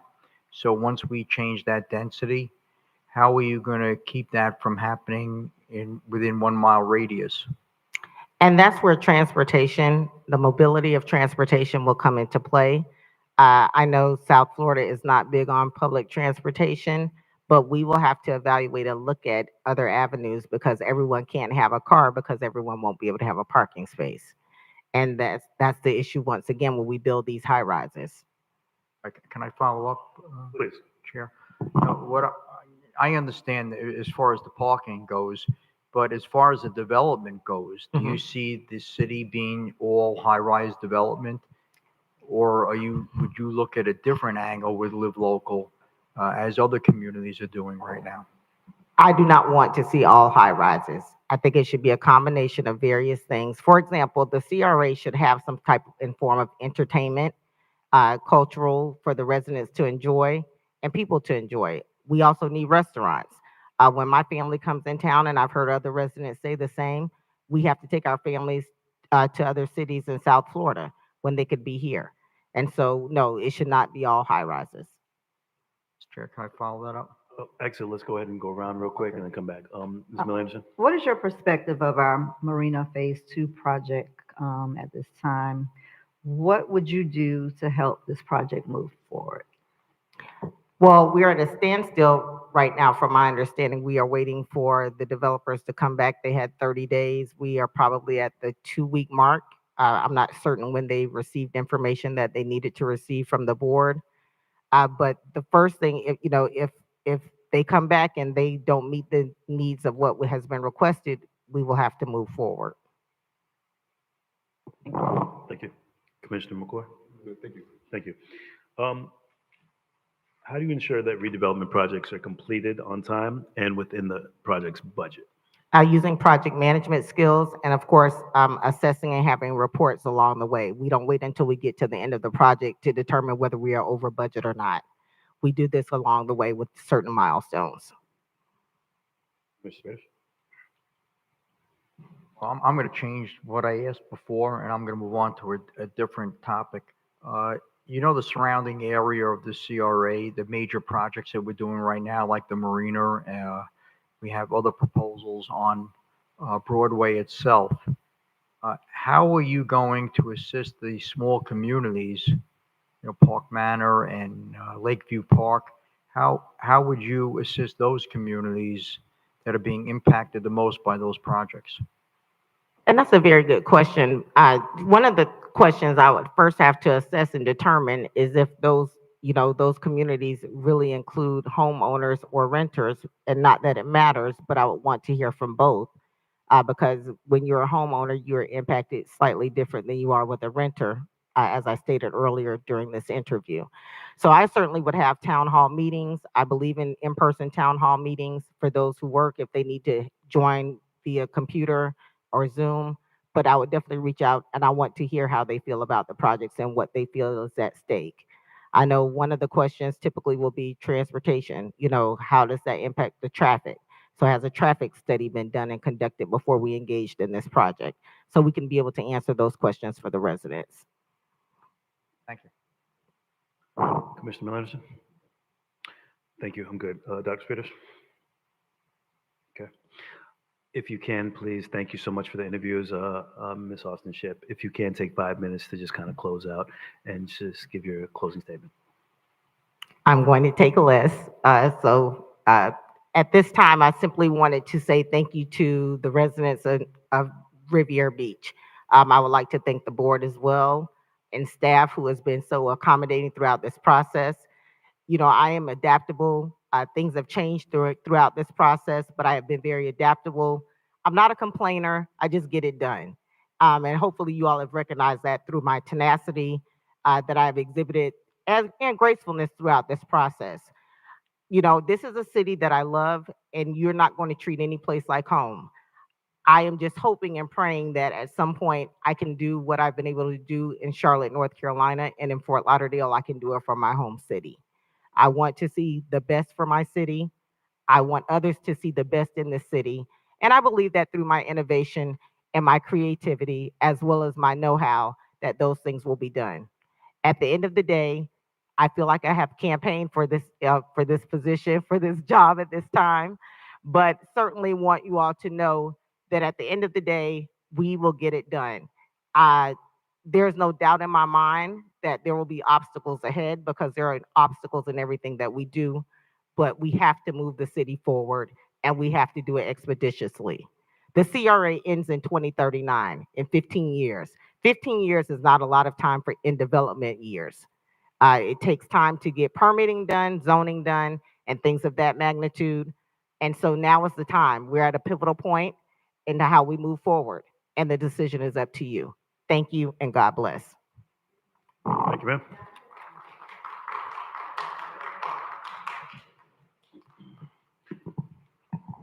Thank you, Ms. Austin-Shipp, for taking the time to interview with us. We Thank appreciate you. it. Attorney Smith, next steps? Next step is for the board. This is a public meeting and we've received numerous public cards, public comment cards. So we'll go into public comment now and then come back to the board for discussion. Mr. Chair, can we bring in the other candidate, please? Please. If we can have someone ask the other candidate to join us.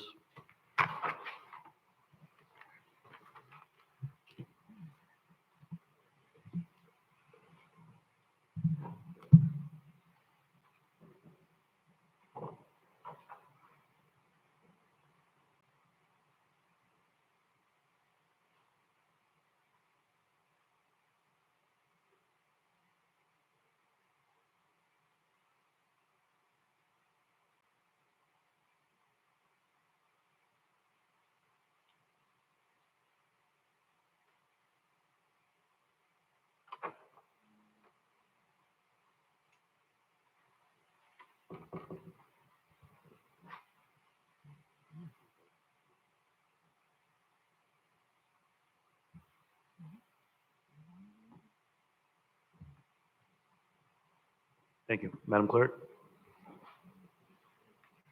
Public comment cards, Madam Clerk? Well, I'm sorry. Public comment cards from item 7A, not general public comment. Mr. Chair, we have one comment card for this item. Farcella Davis Painter? Penier.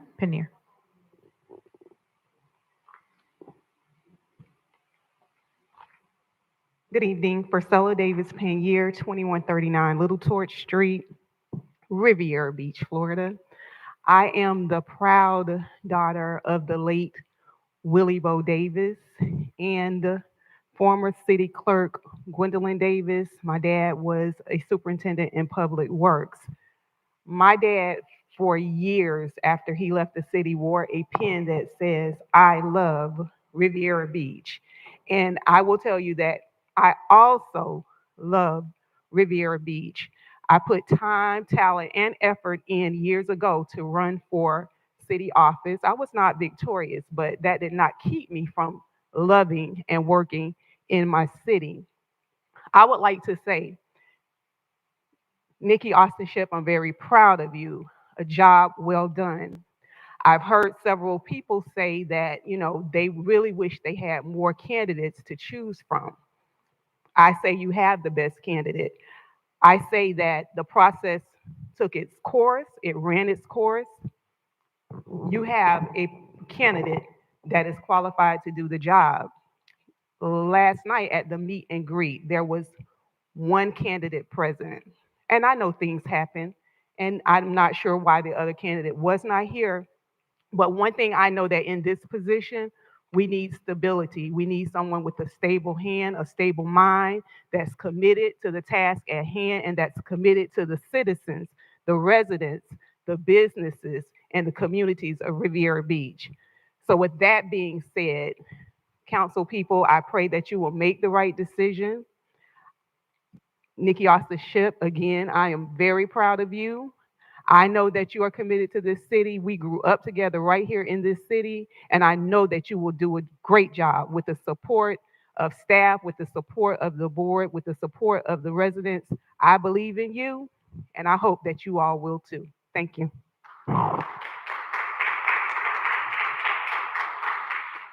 Thank you. Madam Clerk? Mr. Chair, we do have two public comment cards. Per the conversation with the attorney, we wanted to see if they wanted to comment on this item or wait for public comment moment. We have Mr. Armand Israel and Ms. Mary Bram.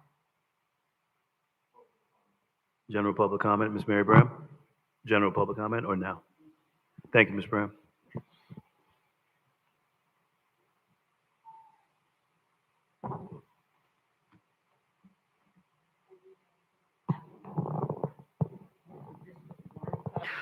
No, this is for 7A. This is for the executive director. Okay, but we'll come back to the public comment.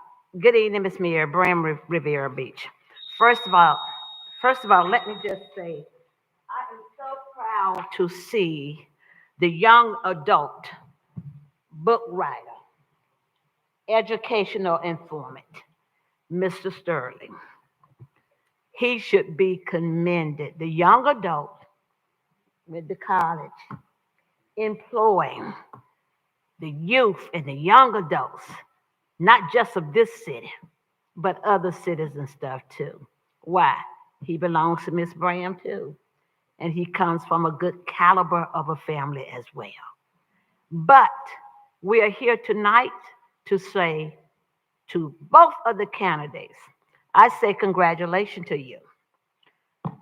Miss Nichols, thank you for coming, for sharing your expertise. But one thing I always say that when we speak, you as a board, I never like that term, you guys. You guys. It puts a little damper there because when we speak in reference to who we are addressing. I know it perhaps sometimes that we use those phrases like that, but you guys, this is a detrimental job. You as a board, you as a CRA director, and we are residents. So that was one thing. The inception of this 1984 CRA development here, we need to put some forks and some dents here. It's long, long overdue. At the DNC convention, it was spoke of gentrification. Yes, Councilman McCoy, it is here and it is real. But it's how we go in to navigate in what we're trying to build up and build out. It is real. And some things must happen in order to make way for what's new to come. But it's all having that equal part. I like what some of them said and how they're going to try to reach their goals. And I'm glad Ms. Nichols made point, because I've said this often. It is not unusual for a city manager to have both sides. Where she came from, Rockledge, the city manager was also director of whatever development that was going on. And she did the budget. And if I'm incorrect, I'm sure that she will correct some things. So I say kudos to you too. And Ms. Shipp, she laid it out. She laid it out in getting where we need to get as well. Thank you, Ms. Byrne.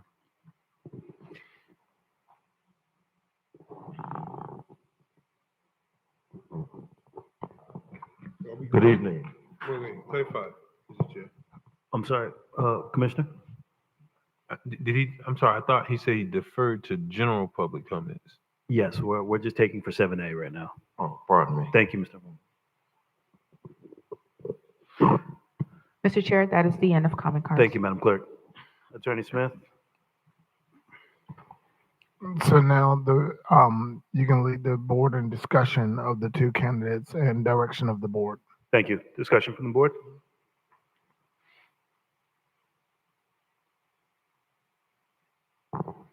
Mr. Chair. Commissioner McCoy, go ahead. So I think I have to repeat what was said. I'm really appreciative, and I don't take this lightly. This is never easy. I think I lost some years off my life just going through resumes and cover letters between the CRA executive director position and about 62 applications for scholarships serving as a member of the Black Caucus. And it is a lot of work, and I got to certainly say I appreciate it to both of the candidates.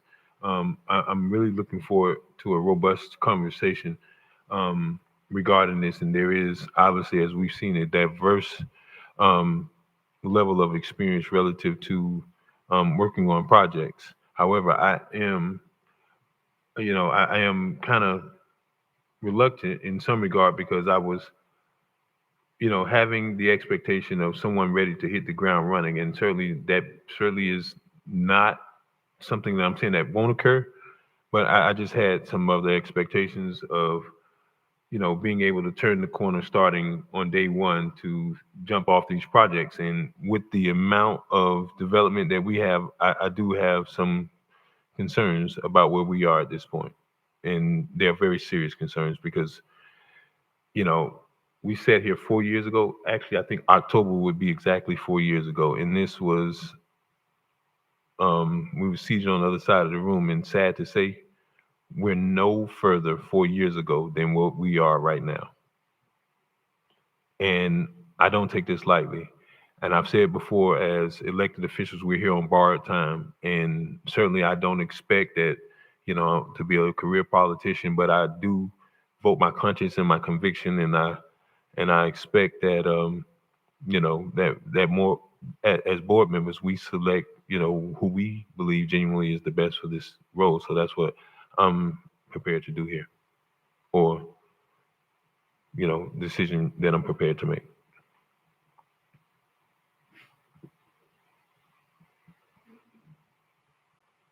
Thank you, Commissioner McCoy. Additional comments?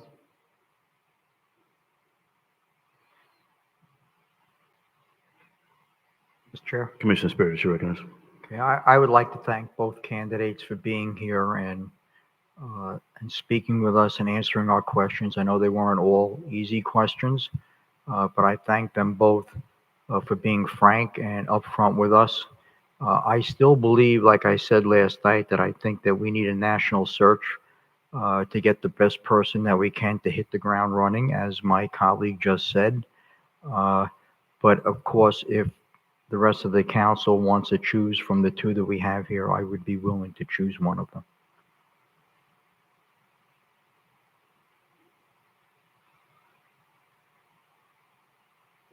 There's no comments?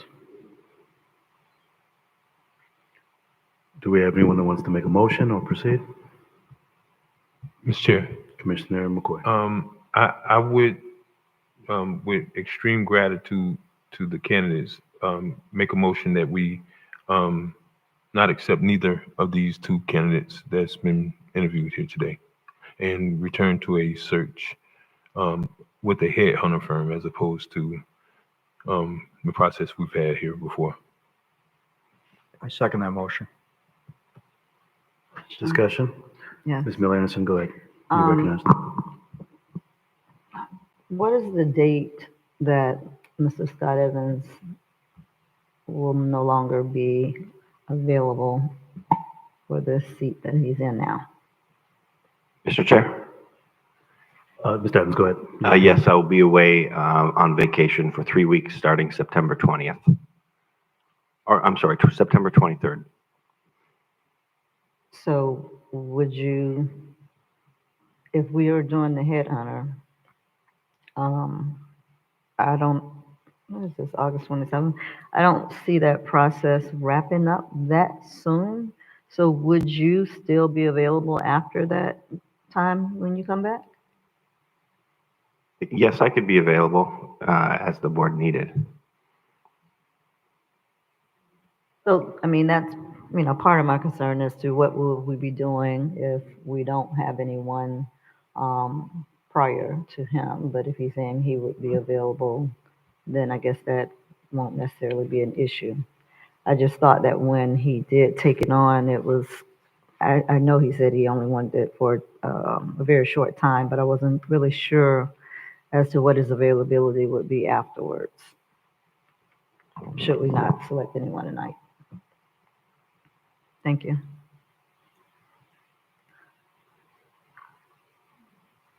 Okay, motion on the table and has been properly seconded. That was some of my sentiments, but I do want us to make the right selection, but understanding that we're not going to have our CRA director for a few weeks. I do appreciate the candidates tonight. I thought they were well engaged, well informed, and I love the fact that they had done their research on the city. So thank you both. Some of the topics that we talked about, development without displacement was excellent. Showing growth and understanding the programs that we had in the city with some of the things that we're doing. So I appreciated both of you for interviewing and taking the time for us tonight. I would be inclined to making a selection if we did decide to proceed. Yeah. Ms. Miller Anderson, you're And I recognized. did want to say that the same as my colleagues, I do appreciate you coming and taking the time to put in the application, as well as coming out tonight and being able to go through the exercise of interviewing. So I just want to say thank you all for that as well.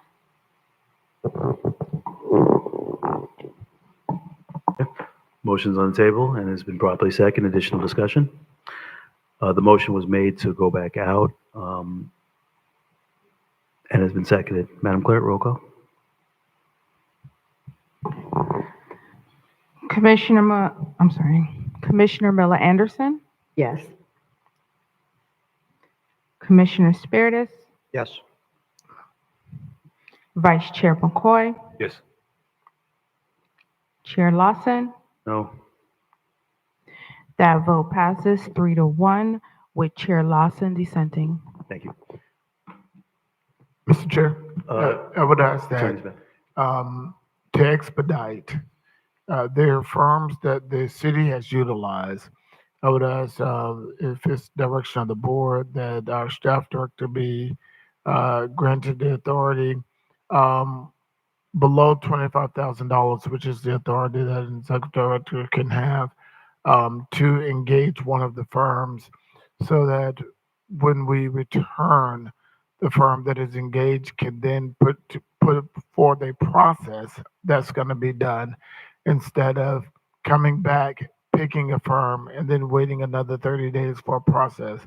I would ask if it is the pleasure of the board that we be given direction to engage now to expedite the process.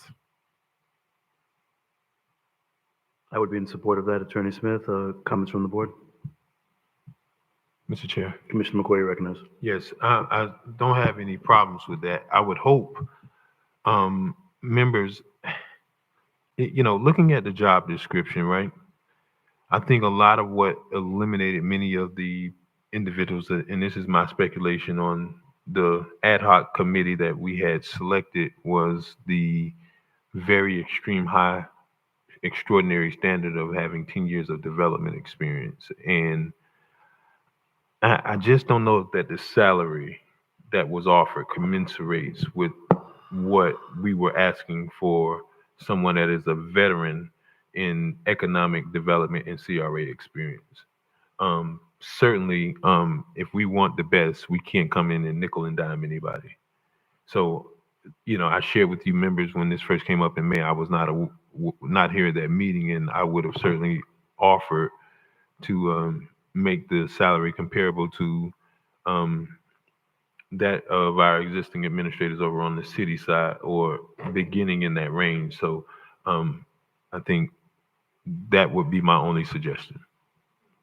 Mr. Chair, Commissioner Miller-Anderson. the only thing about that is that in comparing it with the city, the operation is much smaller on the CRA side. The city has numerous departments and employees, close to 500. So I'm not really sure about that.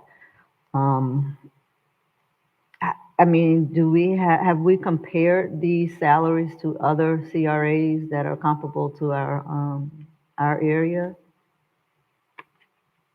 I mean, do we know that this is a low amount for a 10-year veteran? I'm sorry, it's not a 10-year, minimum of 10 years. Yeah, I know. Mhm. Okay. We did leave a wide range, and that range, if you can recall from the commission meeting at the time, was commensurate with what Mr. Evans would have been making just as a CRA executive director. And that was discussed at a commission meeting in which a salary range was set. But what was it set based on? Just what we were paying on the other side? Yes, ma'am. That was the discussion at the time. It was a discussion of the board at the time when we decided to set it out for bid. I mean, I would like to see what the other agencies that's similar to ours, and what their job description says, what the minimum requirements are, and what the salary ranges are.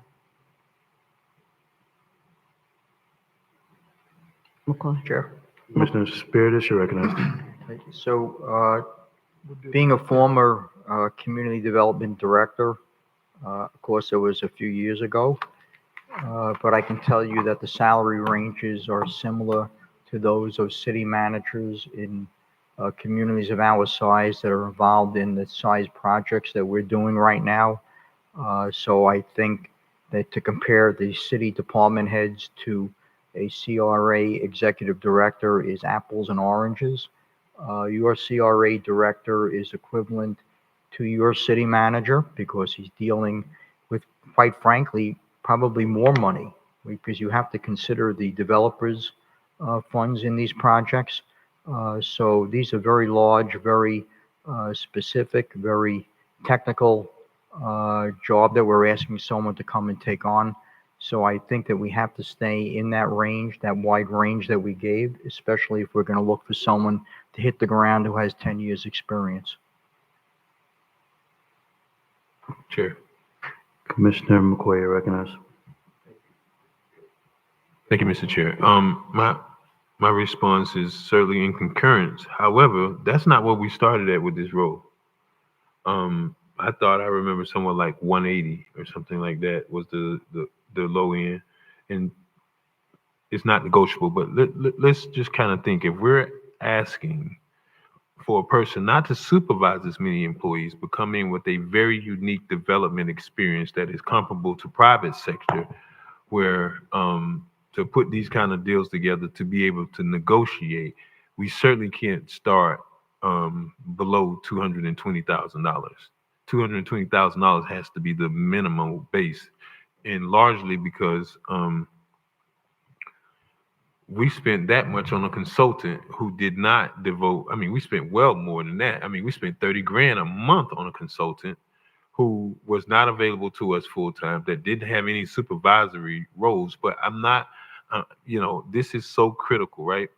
Thank God I got colleagues that actually supported that we had to scale back some of the social services events that we were doing in the community to focus on more project driven. And if we don't have the appropriate people that have the requisite experience, they're not even going to open the page, to look any further beyond the salary. And members, I don't think anybody up here, perhaps maybe one commissioner, didn't mention the price and cost of living that makes it that much more difficult. Than, listen, when we started in 5 years ago, Mr. Commissioner Lawson, certainly when Commissioner Miller Anderson started in 2015, the cost of living was not is what it is now. So for someone to relocate here, you can't offer anybody $100,000 and think that they're going to change and pick up their whole life and family and come here and take on this kind of role. Especially, one of the great things that I appreciate,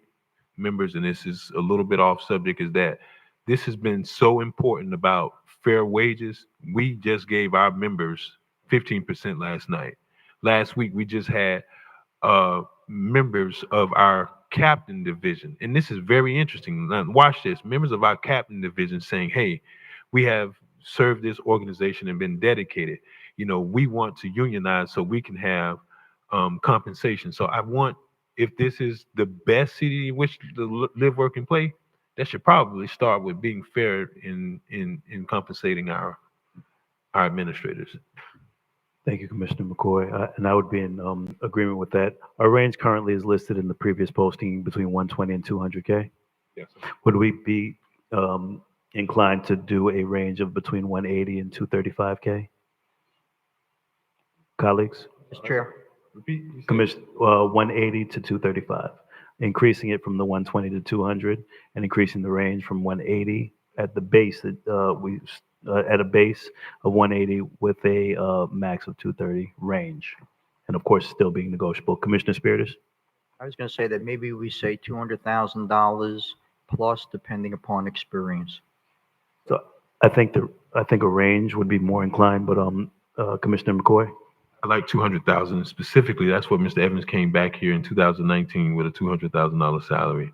So at a minimum, having his years of experience, and this is where, members, we got to set emotions aside. We can't have members saying, I'm gonna give someone the sun, the moon, and the stars just because I like them.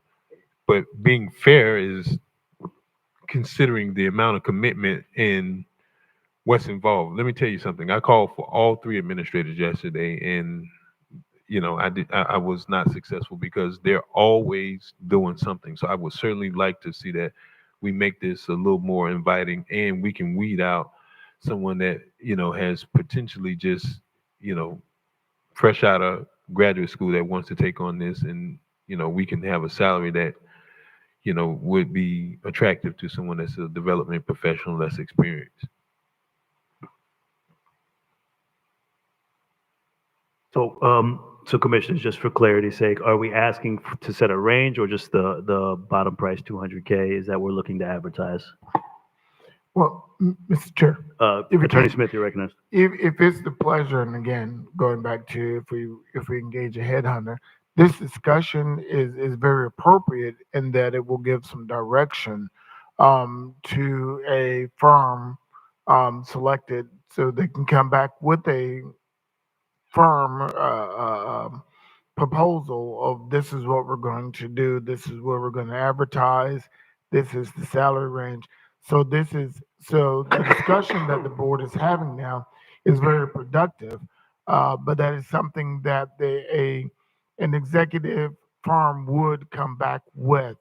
And they do the research also as to salary range, as to qualifications, where they're going to advertise, things of such that seems to be a concern of this board.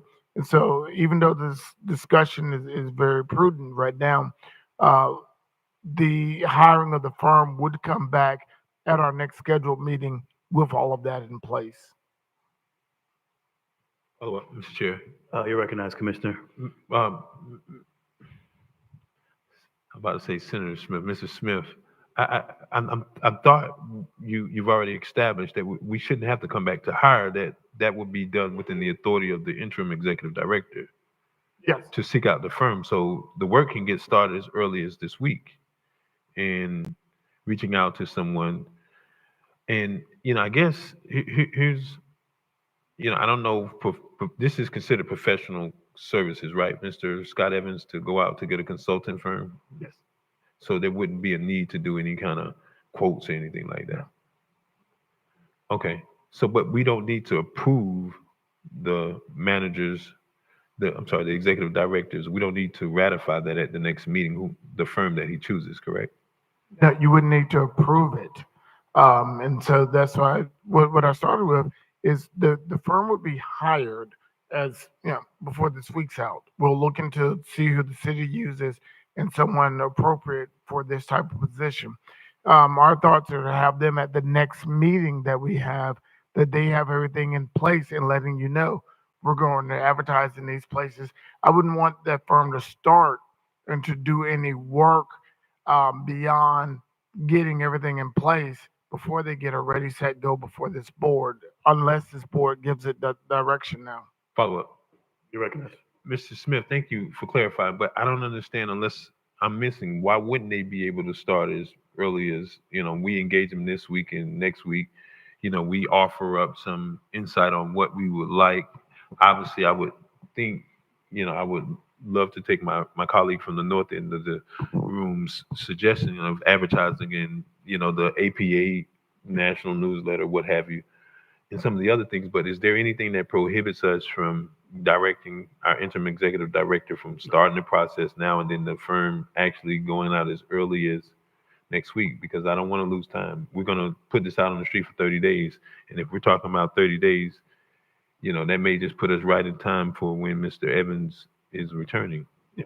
There's nothing to prohibit it. So if it's the will of the board tonight to give that direction, we can get it done. Get someone engaged and get them to go ahead and start the process now. We just need clear direction of that's what you want done. Mr. Chair. Mr. Evans, you're recognized. Yeah, I would recommend that we could start that process and have them get engaged. That's going to take a few days anyway.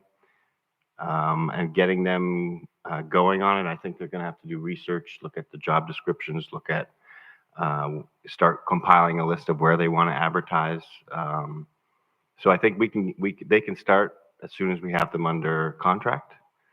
And then the September 11th meeting, I think, would be a good time for them to come and report their progress, as well as get the board's feedback on the process. That, when are the interviews? What is the process for the interviews? How are they going to narrow down the candidates? So that way the board, they can get started, but then the board can make sure that you're in agreement with how they're going to proceed. Thank you. Okay. Commissioners, everybody on board with that? Thank you. Chair. Commissioner McCoy, question? Or okay? I'm okay, thank you. Thank you, sir. Do we have general public comments, Madam Clerk? Mr. Chair, can we get that as a motion to give the interim executive director the authority for the process? For the motion? Mr. Chair. Commissioner? I move to give the interim executive director the authority to initiate seeking out an executive search firm, aka a headhunter firm, not literally hunting for heads, but looking for qualified candidates, and certainly adjusting the salary to get that process started. Thank you. Motion been made, properly seconded. Discussion, Commissioner Spiritus. Chair, I would just like to request that Scott make it clear to to this firm that they should advertise in the APA newsletter as well as the Economic Development Association newsletter. Okay, with that, I accept that recommendation as a part of my motion. Thank you. Motion been made and properly seconded. Discussion? Madam Clerk? Commissioner Miller Anderson, Yes. Commissioner Spiritus, Vice Chair McCoy, Yes. Chair Lawson. Yes. That vote passes 4-0. Thank you. General public comments? Mr. Chair, we do have 2 comment cards. Thank you. Go ahead. Mr. Chair, Are you recognized? your comment for the public comment, your statement for the public comment portion. Comments from the public shall begin at 7:30 unless there's no further business of the commission, which it will begin sooner. In addition, if an item is being considered at 7:30, then comments shall begin immediately after the item. Please be reminded, CRA Board of Commissioners adopted rules of decorum governing public comment during official meetings, which has been posted at the front desk. In an effort to preserve order, if any of the rules are not adhered to, Commission Chair may have any disruptive speaker or attendee removed from the podium, from the meeting, or the building if necessary. Please govern yourselves accordingly. Thank you, Madam Clerk. Mary Bram, followed by Cheryl Edwards.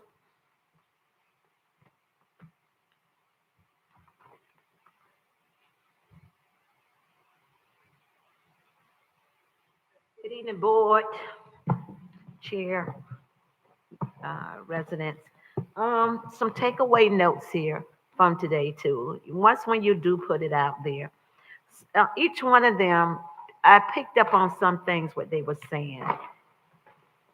If whoever you get to come in here, what are we going to establish this district as? Are we going to say, call it the downtown? Are we going to call it the Marina Village? Or are we going to call it the art district? Because those factors there in putting this out here and establishing here the foundation in which you want to proceed this place to be is imperative. And it will also come with some strategic movements as well too. So I did want to emphasize that because I thought that that was a great big takeaway because we really don't know. We really do not know.